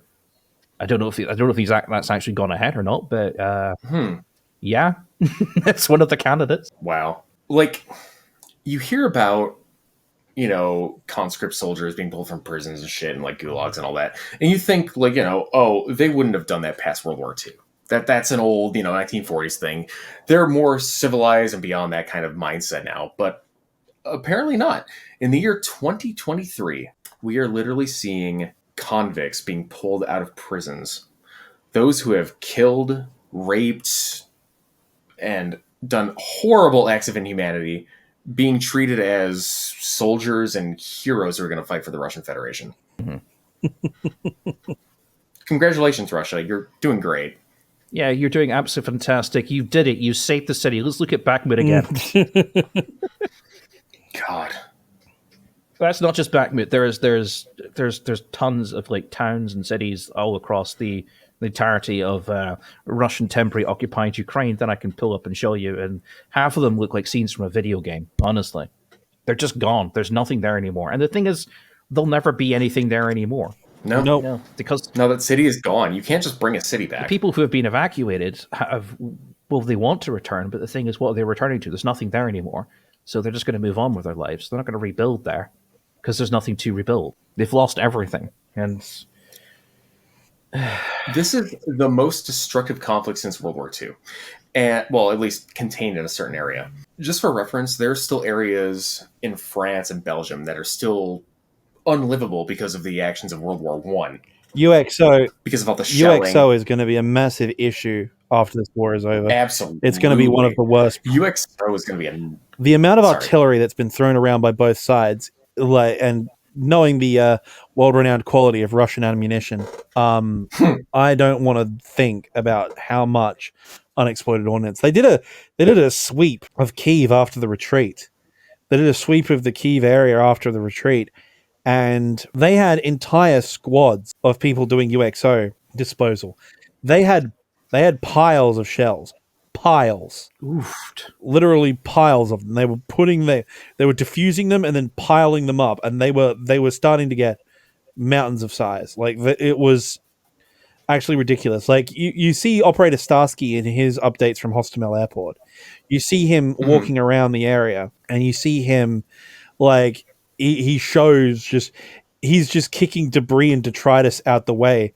They're not unexploded ordnance, but they're the canisters from Russian cluster munitions, and they're all over the ground. He just kicks them out the way as you're walking through, right? They're just everywhere. There's just so much UXO and just random weapon detritus just lying around the place. It's going to be absolute hell clearing this up. It's going to take an international effort. It's going to be. God, is it? It's going to be massive. It's going to have to be massive. That's going to be the hugest part of the rebuilding operation. Is just demining and getting rid of all this, just getting rid of all the leftover munitions. Oh, I can't even think about it. It's going to have to be an international effort. It's going to be, you're going to have UN assets in there. We three boys, we're not military material. We can't fight, but do you want to volunteer for a few months to help the Queen up? Yeah. I think we should. I'm probably going to, hopefully, after this war's over. I was hoping to get physically fit enough to go and do on the scene stuff in the aftermath because God help us, I hope the war isn't going on still at that point. But if it is still going on, I was looking at options of doing on-site reporting, which would mean getting into Ukraine, which is going to be a tough one because you basically have to fly to Poland and then catch the overnight train to Kyiv, basically. You have to be self-sufficient, but they will let you do it. Yeah. And then you have to find contacts inside the city itself to then go find your way around the country. Getting to actually go to where things are happening, though, you're going to have to source your own transport. You're going to have to... You probably have to fall in with an aid supply people who are volunteers who are taking aid supplies and everything to the front. The one thing I did kind of want to get in on was the...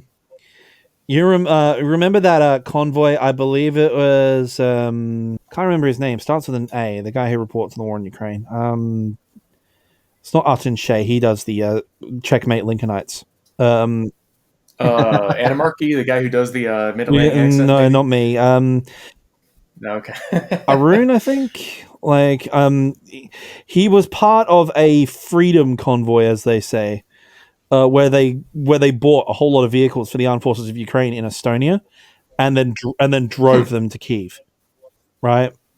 Oh wow! And I was saying the next time they do that, if they need drivers, I'd be down for that. Oh hell yeah! I mean, you get to drive a whip, it's man. a big difference. It's going to be a bit easier for Laserpig, though, given that he's on the same continent. Well, yeah. That'd be a cool video for you. You drive one of those freedom convoys. You should drive for the freedom. Oh, that would be fun. I'd do that. GoPro it. I mean, my country has a lot of equipment lying around, including a lot of what one thing I do love, which is we call the Stolly. Which is again another thing that looks like it was made by Jerry Adams. It's basically an old British supply truck. It is on 6 massive wheels and it's completely amphibious. It's fantastic. I love it. The Stalwart. The Stalwart. What a truck. What a truck. It's amphib. The fact that it's amphib is what gets me about that thing. That is pretty cool. It's also modular. They put a bunch of stuff on these things. They had mortar carriers, they had anti-air equipment, they got tons of things. Like modular in a good way that makes sense. Yeah. Not like the T-14. No. Modular in the sense that you're not going to be running out of fuel once you've gone 200 meters. Right. Okay.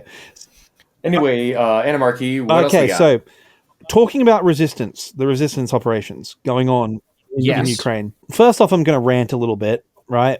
Good. This is a bit where we get to sit back a little bit and just let Animarchy rant. I'm going to get annoyed because I recently released a video today.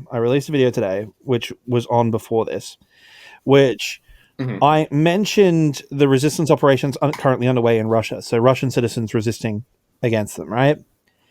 And the leader of the resistance operations, like the guys who are doing the most work, the guys who are blowing up the most shit, setting fire to the most stuff, they're from an organization called BOAC, right? They're the ones who are doing all the attacks on recruitment centers, like Molotov cocktailing recruitment centers. The rumor is they've even murdered a few Russian police officers. Why does that name sound familiar? BOAC is a resistance movement that's been fighting against Putin for a long time. Now, I put my foot in it, so to speak, in my latest video, the latest episode of the Ukraine newsreel, because I compared them to Antifa. And people in the comments are upset, like, you can't compare those Antifa cucks to them. That's horrible. And what makes me giggle about this, what makes me laugh, is if you translate, BOAC is an abbreviation. If you translate it, BOAC from Russian is the Combat Organization of Anarcho-Communists. So quite literally, the Russian branch of Antifa. Antifa are communist extremists who crash protests and throw bricks through Starbucks and generally cause a nuisance. I am a former member. Hello. In fact, I am wearing one of their shirts. BOAC are literally the Russian branch of Antifa. They're the combat organization of anarcho-communists. They're leftist extremists, right? And because of that, because they're leftist extremists, they are very fundamentally and aggressively opposed to Putin's far-right oligarchs and Christian nationalism, right? So they're the ones who've been blowing up the railway tracks and Molotov cocktailing recruitment stations. And a few people in my comment section are having a hard time coping with the fact that Antifa are one of the largest resistance groups against Putin. Because now Antifa are, in a cruel twist of fate, the good guys. You are coping and seething. You just can't understand what you're seeing. If it helps you cope better, kids, these are like the modern day equivalents of the anarcho communists that were like fighting against even the Bolsheviks in 1917. Because you didn't just have the white and the red Russians. You had what was like a slang term was the black Russians because of the black in their flag. Funnily enough, the anarchist resistance to the Soviet Union was Ukrainian. It was the Ukrainian Free Territory under Nestor Makhno. Oh, what a coincidence. Funny that. Yep. There were a lot of Lithuanians too, I think. So... But Ukrainians were the primary guys. Nestor Makhno. They did cool shit like bolting Maxim guns onto the back of horse buggies and riding around. You know, and it's funny because the Ukrainians are using Maxim guns and bolting them out of cool shit now. With like optics and shit. You've got Ukrainians with Hiluxes bolting Maxim guns into the beds of the Hiluxes. They pulled them out of museums and shit, and they still work. Nestor Makhno's Cossacks ride again, boys. So just think of them that way. In fact, they're like it's actually funny. People don't know about this, but the Ukrainian branch of Antifa, the Ukrainian anarchists, joined the territorials the moment Putin invaded. Like the football ultra groups, like the left-wing football nutcases in Ukraine, they all joined the territorials. They're all fighting in Ukraine on the side of the AFU right now. Like. And just remind us, the former president of Ukraine, one who was evacuated to Russia, his security forces, whose side are they fighting on? Russia's.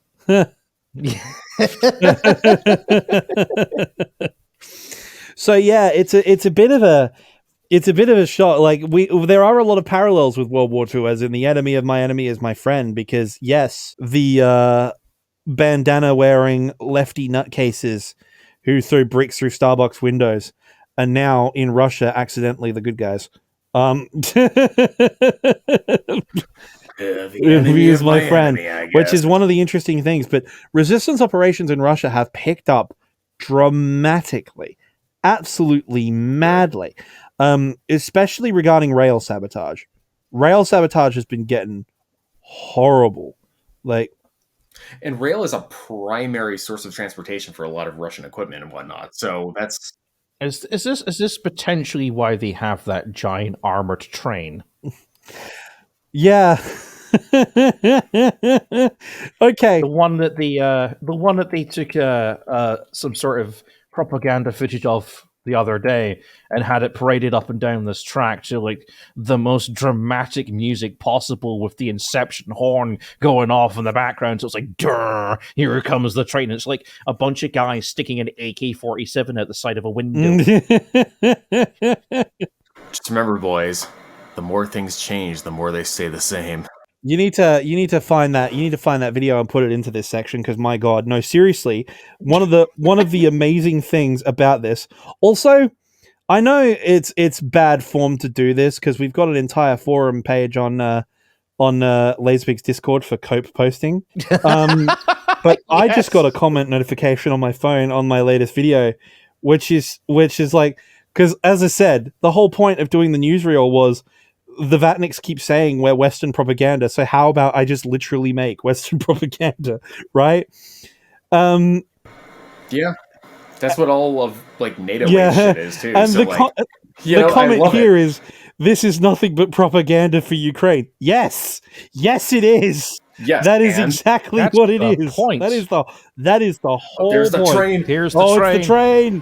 The train. God damn, I kind of liked it. Like, dude, I kind of metal. want it, you know? It's metal with the Z and the freaking CSU-23 on the front. Like, Train Simulator 2024 looks so fucking it's lit. not even radar guided AA. It's literally just a gun. Oh, God, what a wonderful world we live in. The ultimate in Russian technology. Look at how tactical these guys are. You know, in Ace Combat, you see a lot of railway artillery and like a lot of railway armored trains showing up in like Ace Combat 6 and Ace Combat 7 and shit. And people are like, oh, that's stupid. They don't do that anymore. Well, apparently they do. You see it right here. Oh, but fuck me. Boys, we have a lot more talking points. Yeah, we do. I don't think we're getting through them right now. I'll listen. Well, we'll just take another episode. It's fine. I mean, the other one was talking about the other attack, the other town that Russia's focusing its other attacks on. The one I can't say, I call it Vidar, but that's not right. Volheda. That might. There's a lot of suggestion that attack may have been politically motivated. Yeah, because the entire 155th Naval Infantry Brigade just got wiped out, like complete. The whole thing just died. Have you seen their depot, by the way? No, actually, I haven't seen their depot. But... Okay, you know what? I'm gonna put in our little chat. So this is the before picture. Oh God! And I better see a big fucking crater. This is the after picture. Oh my God! Do you notice any changes? Where are all their vehicles? What the fuck? They're just gone. Yeah, that is an empty storage depot. They lost everything? They lost everything. All of it? Yeah. Good Lord. It's like the cleanup after a county fair or something. Like, it's weird. I mean, I got my key rings. Have you guys got yours yet? Yeah. I've got a Lego MiG-29. Yep. I'm saving my pennies. I'm going for the full set, I think, because I have a T-72 from a wreck outside Kyiv. I have a piece of a T-72. I also have a piece of that Su-34 that was shot down near Kherson. I have a piece of the first Hind that was shot down.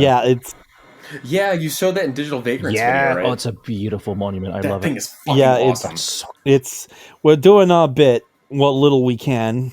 And we're doing our bit so much to replace these vehicles. Okay, do you remember some time ago when like the Leopards and everything were being shown as like we're going to send these to Ukraine, and Russia came out with this little robot thing that had like two little launchers on a machine gun and had like a dude with an AK that was pointing and telling the turret where to fire, and it was like shooting at targets like less than 20 meters away. Yeah, I remember that little drone thing. Yeah. They're mass producing it now. Really? Fuck off! No way. The arm. I'll hang on. You're kidding. There it is. You're actually kidding. Oh my! Oh yes, battle bots. Let's go. The fully non-autonomous autonomous battle bot is now fully operational and ready to be Russian freaking battle bots. That's incredible. Bro, it's like there was a show in America called Future Weapons about 20 years ago. And this seems like something they would have advertised back in like 2003. This show sucks so much ass, but it was so cool at the same time. It's like combat approved for Americans. That's such a blowback. That's such a blowback. I remember that. You know why?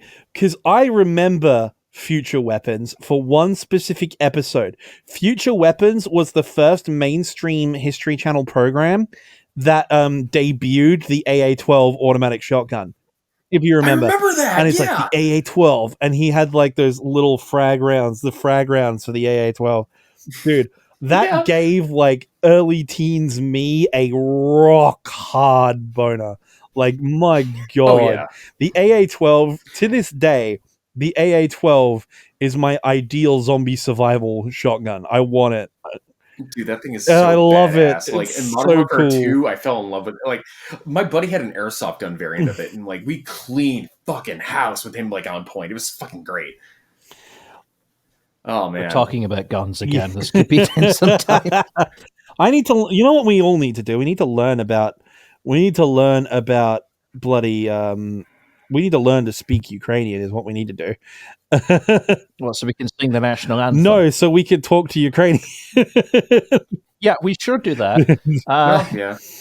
God, what else have I got in this? Okay, go through them all. Video showing children in Crimea being shown how to clean and maintain AK, suggesting Russia might attempt to use child soldiers to protect Crimea. Oh God! Oh, like Putin-Yugen. Wow, that's a bit grim. Putin-Yugen. That's a bit grim. That's a bit grim. I really hope it doesn't come to child soldiers. I really hope absolutely not. not.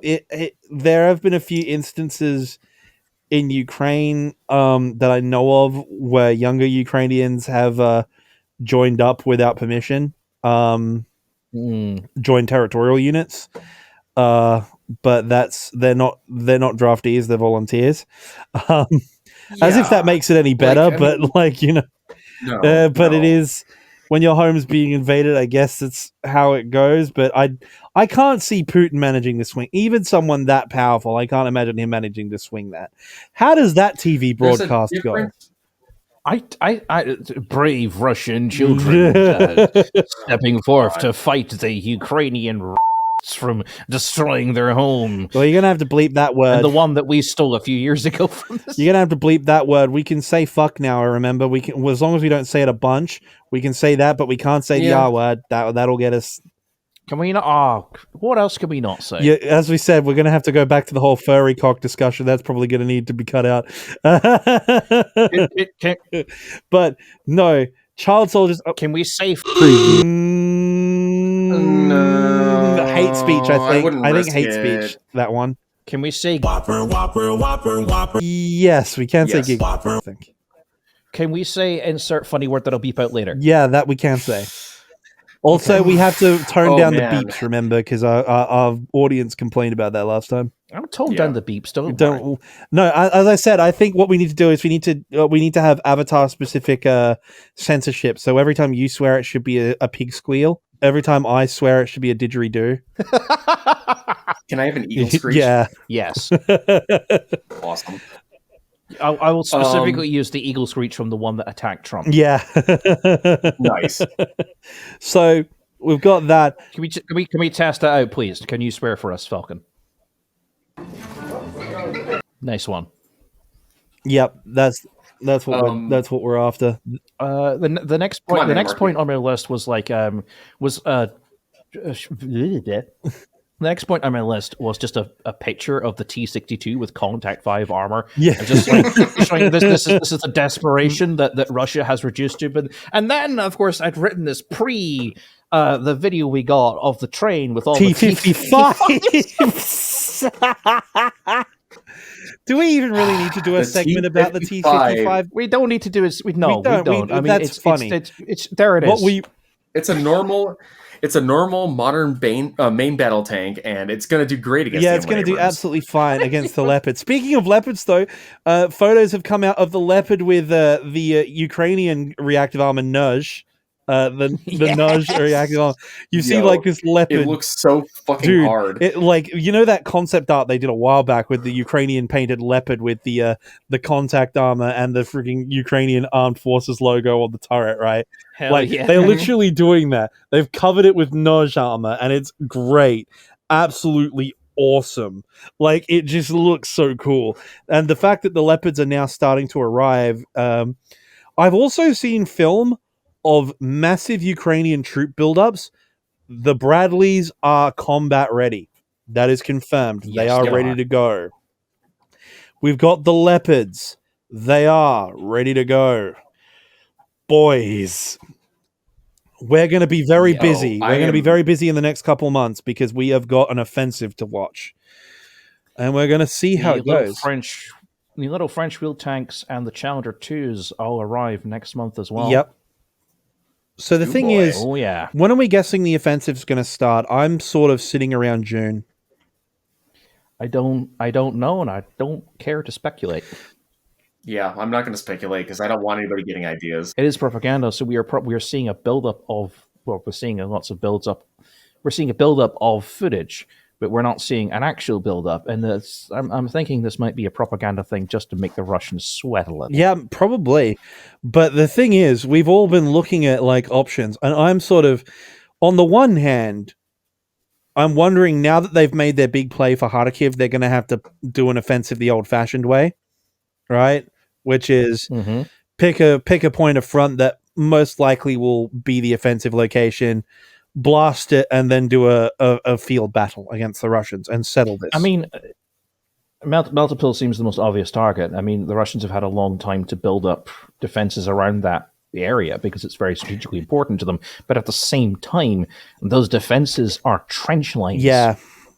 And mines, minefields and trench lines. You know, we're giving Ukraine modern artillery and mine clearing equipment. Oh my god, I want to give the Ukrainians mitt clicks. Give them mitt clicks. Oh, please. Please give the Ukrainians mitt clicks. That'd be beautiful. Especially because they start using them, because they could do what they started doing in Fallujah, which is using them as like urban warfare tools, like firing a long rope of C4 over Russian positions and just hitting the go button. I remember seeing that on Future Weapons the first time, like 20 years ago, too. Dude, the mitt click is so cool. Absolutely epic. Yeah. But the thing is, part of me is wondering, part of me is doing the sums in my head, where it's like, are the Ukrainians going to stay on brand? And if the Ukrainians stay on brand, are we going to see an amphibious assault across the Dnieper straight into Crimea? That would balls deep. Damn, son. Like, half of me is expecting them to do it. Because, honestly, I don't know if the problem we have is Ukraine is still, at least operationally speaking, on the back foot. Like, the Russians are in a terrible situation. Like, they are hemorrhaging men and equipment. But Ukraine has also been throwing men and equipment into Bakhmut and holding down, as they have been doing at Avdiivka, right? So, I know that, like, building up that critical mass for a large-scale offensive is probably not going to be possible. Which then makes me think the only thing they can really do is hit somewhere where the Russians aren't expecting it. Now, part of me, like, I have two theories on that. Either they're going to go and do an absolute Hail Mary and assault the Dnieper, which I don't think they have the ability to, but if they did it and pulled it off, it would be one of the most impressive maneuvers in military history.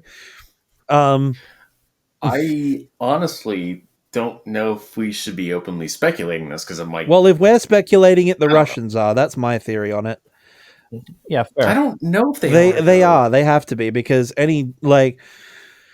the thing is, for all their faults, the Russian generals aren't stupid. Well, you say that. No, they aren't. They know what needs to happen. It's the organizational structure and the way the Russian forces are built that's the problem. Like, yeah, it's a matter of them putting the vodka bottle down and stop fucking other women. Other than their well, wives. you need to realize, Falcon, these are men who have survived politically for a very long time. They have known the exact things to say to keep the great leader happy and what not to say to him, and that is how they have survived for so long. That doesn't win you a war, though. It doesn't win you a war, but it does win you political favor. And the thing is, the people with the most political favor are the ones directing this war. Until they fall out a window. All I'm saying is we have confirmed information. We have freaking satellite photos of the Russians digging in Crimea.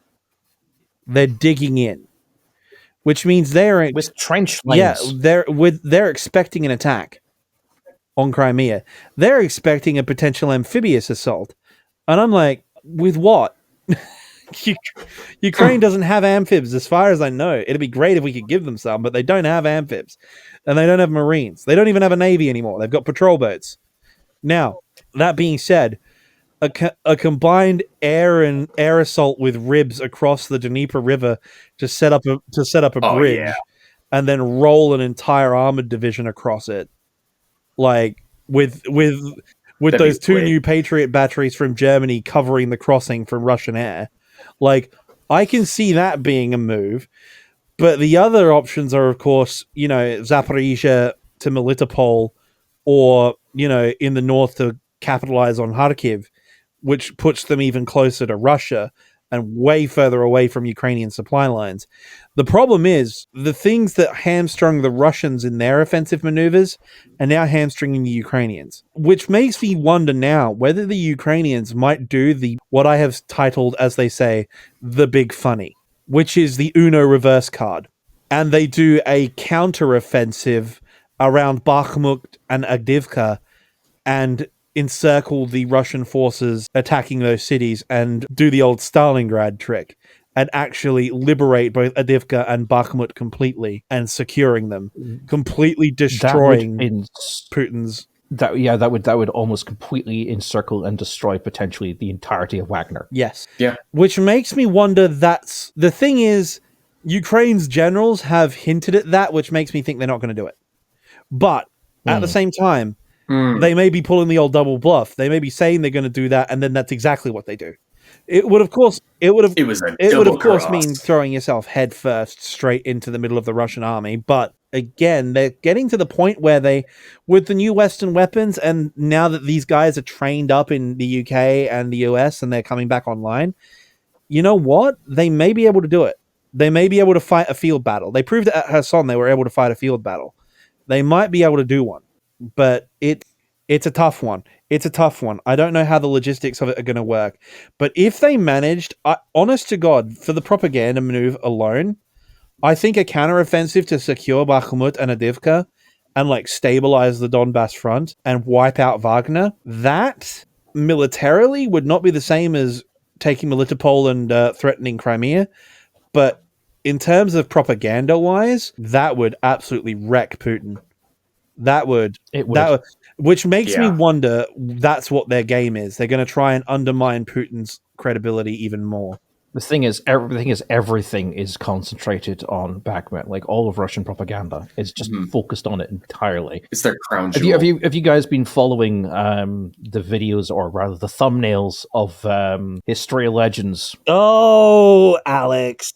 No, I don't like wanting to drink poison. Have you ever seen that GIF of that truck it's about to smash into a wall and it just keeps cutting to different angles and it never quite hits that wall? Yeah. That's like him with Bakhmut. It's every day he releases another video. It's it's his shocked face. It's oh my God, Russians are about to take Bakhmut. Next day, oh my God, Russians are in Bakhmut. Next day, Russians almost take Bakhmut. It's every day. Cope story legends. Man, the day NATO flags and Ukrainian flags are flying over Red Square is going to be the happiest day of my life. Man, I don't think that's going to happen anytime soon. I doubt it's going to happen. It's not going to happen. It's probably not going to happen. I'm fantasizing. Let's just concentrate on getting Russia out of Ukraine first. Yeah, and then we'll see what happens. As I said, I will say what I said before, and I'll say it again.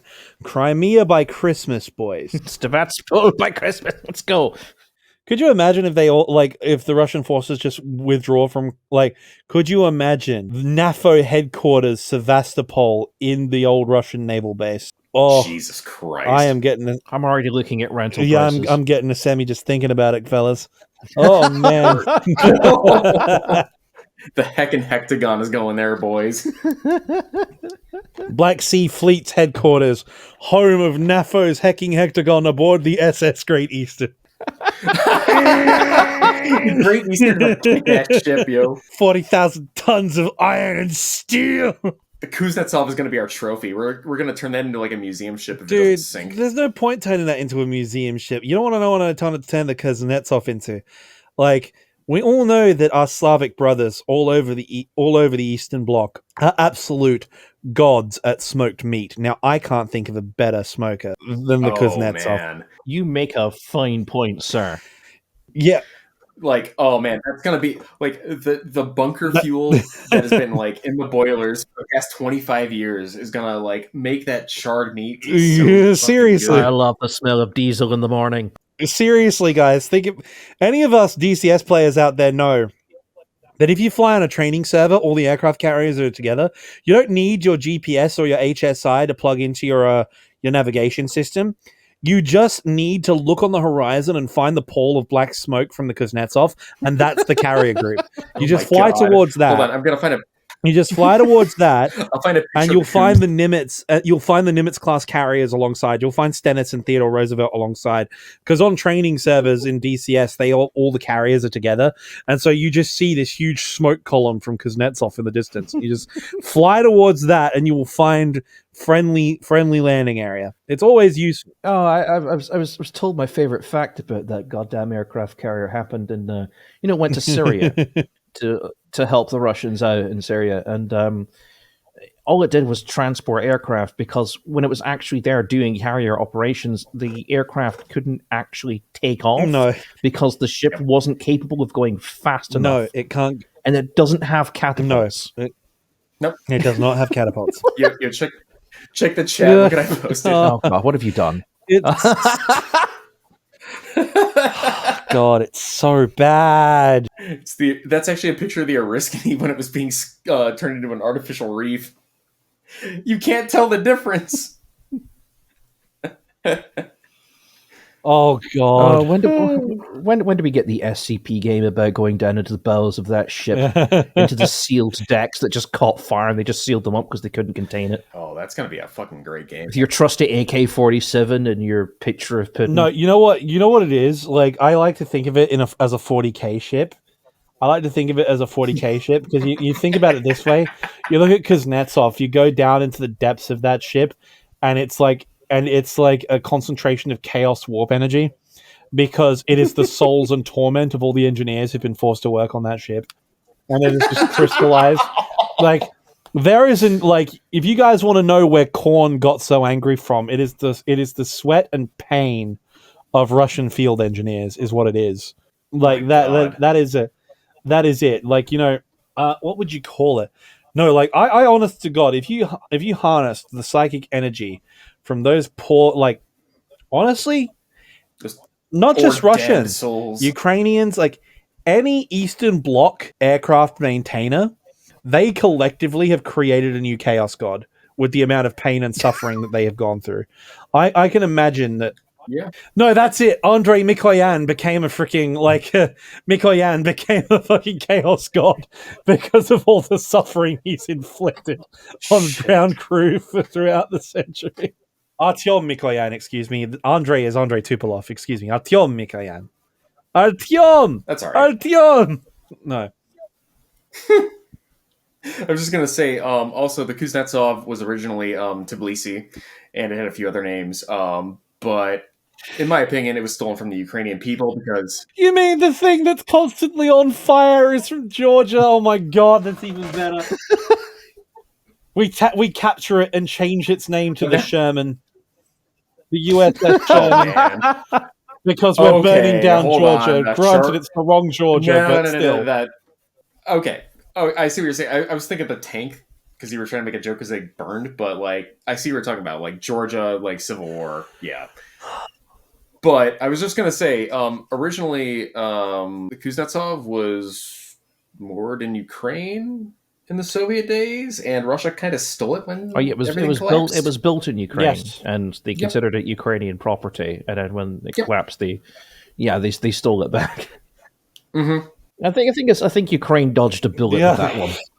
Yeah, to be fair, they totally did. Honestly, Ukraine in the 90s was having a really hard time economically, Ukraine, so I can see... The Ukrainian Air Force in 1991 is stronger than the Russian Air Force now. That's true. They had, like, Tu-22s. Not Ms, but, like, Tu-22s. They had Tu-160s, Tu-22s, they had Bears, they had a fleet of over 200 Su-24 Fencers. Like, SU-15s, yeah, too. They were balling.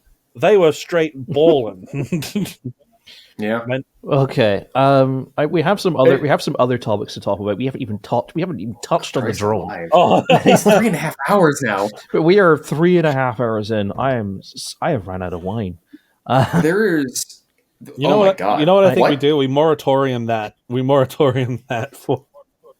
I think we've already got enough content for 2 episodes right now. I think we might want to just pick up maybe in a few days, and, you know. Okay, all right, okay. I'm going to be busy for the next few days, but yeah, that's what I'm saying. We record another episode next week, like, because people have been asking us. People have been asking me wherever I go, especially in your fucking Discord. Have been asking me, when's the next episode of. Why are you hanging out in my Discord? I know, I've got my own, yet I hang out in yours all the time because your mod team are hilarious. Yeah, that's true. It's a fun Discord to hang out in. Hi, Marcy. I know you're not a mod, but you're a friend. Hi. I'm giving you a... Playman. That's the problem. I've given her a shout out. Now everyone else is going to want one. Do you like femboys? Do you- like being trolled by a drunk Irishman? Come to Laserpig's Discord today. Oh, yeah, Louis. Good old Yeah, Louis. Louis. Say big hello Big to ups. all of Laserpig's mod team. So, I guess. Can Yeah. you name them? Oh, all? okay. Actually, no, I can't. I know Jonesy. I know Louis. I know the person who has the scout regiment as the. So you know 2/3 of the pig council. Ashy, I know of, who haunts femboy posting. Of I know course. Ashley. Ashley's fun. And of course, they're not a mod, but Marcy Ducky. But yeah, Yes. I know. Yeah. I know various corps. I also know Corpse quite well. Hi, Corpse. Hi, buddy. I know Beeves hangs out every now and then. No, wait, Not a mod, but still fun. half the pig council. I forgot. I forgot. Jonesy's on the pig council as well. Oh, really? Yes, Jonesy. he got promoted recently. The other person was, of Good course, deal. Rorschach and Weighted, of course, who is not allowed to post pictures of their thighs in the Discord anymore because I swear to God, Weighted for a man, Weighted has the most incredible femboy thighs you have ever seen in your life, With stripy socks. and as soon with stripy socks, It's a weapon. and it's a goddamn weapon, and got that nice little pudgy layer of fat around where the socks are and everything. The Japanese have a word for that. I'm not sure what it is. I can't remember what it is, and I can't be Oh, the glory zone. Yeah. Well, that's Laserpig's entire Discord is a glory zone, ladies and gentlemen. It is. Oh, yeah. So they're not allowed to post their thigh pics anymore because no one gets any work done. Everyone starts talking about the thighs and staring at the thighs and wanting more pictures of the thighs. I mean, so if you're looking to troll me, if you're looking to grief my Discord, just post pictures of weighted thighs because all the mods will just be distracted and you can do whatever the hell you want. Oh, don't post those pictures. I'm actually serious. Yeah. That will happen. That will happen. Yeah. And come to the Laserpig Discord. That is the official headquarters of this podcast. Because our podcast is not standalone. So if it gets big enough, there's me in it. There's about 8 other YouTubers. Half of NAFO are also here. Even Tomito hangs out there, doesn't he? There's about 20 odd people who just sit and wait for me to type so they can just record everything that I say and do for their Twitter longs. NAFO headquarters is the Laserpig hot tub memorial.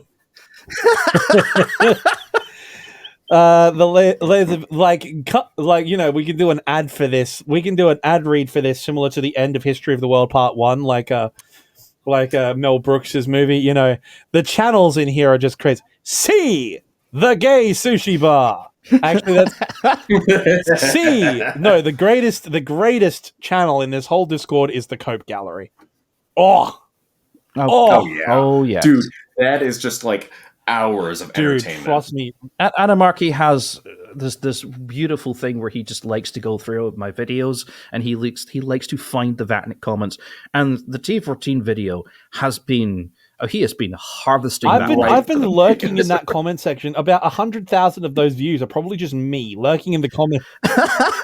I have given this asshole so much premium watch time just by sitting in the comment section. Like, I can narrate half the video by memory at this point, because, seriously, I'm just going through, there are so many good ones. I mean, it's amazing. For a country doing a lot of denazifying, the Russian posters are so anti-Semitic. It's actually crazy. There is so much anti-Semitism from the Vatniks. It's crazy. Being half Jewish, it's kind of interesting. I kind of want to drop the... I'm waiting for someone. I'm waiting for someone to do it because I want to appropriate Laserpig's entire shtick and just say shalom, bitch. Trust me, I need to maybe that's what I'll do. I need to get one and hang it up, because if I can't get a NAFO flag in time, what I might do is get my other flag out of my cupboard, the Jewish Space Laser Corps, the Death Star, Death Star of David. God damn. Anyway, that seems like a good place to end. Let's stop now before we start talking about more random bullshit. We need to stop now before we start talking about more random bullshit. I don't envy your edit, Pig. It's going to be rough. Oh yeah, it's going to be 3.5 hours raw. Yeah, footage. So he's going to just cut it down to like an hour and 45 minutes. It's just going to be me screaming. That's going to be It's just going to be... You know what? That's what you need to do. You need to do what my editor does, what my editor for the Admiralty podcast does, because I don't have an editor for my own videos, which is like insert himself every now and then into the... You just need like to go through the edit process, and every time you reach a particularly difficult part, it's just like cue Laserpig post-edit traumatic stress, just screaming into a mic. But yes, this has been the NAFO Roundtable from the Binley Mega Chippy in Coventry. And we'll see you next time. Hopefully a lot sooner than the last one, because now we all finally have time, I think. Yeah, something like that. Well, we live in 3 different time zones, and we're 3 very different weird people with very interesting different sleep patterns and lives going on. So getting us all together in one space where we're happy to talk about shit for 3.5 hours. it's the hard part, but thankfully, my sleep schedule is normal again. Woo! Until the next DCS operation with my Claire. Which means, but it's even worse. It's F1 season, so after this weekend's race, it's back to waking up at fuck off o'clock in the morning. Cool. Yay! Cargo fast, cargo brewer. Bye, NAFO match!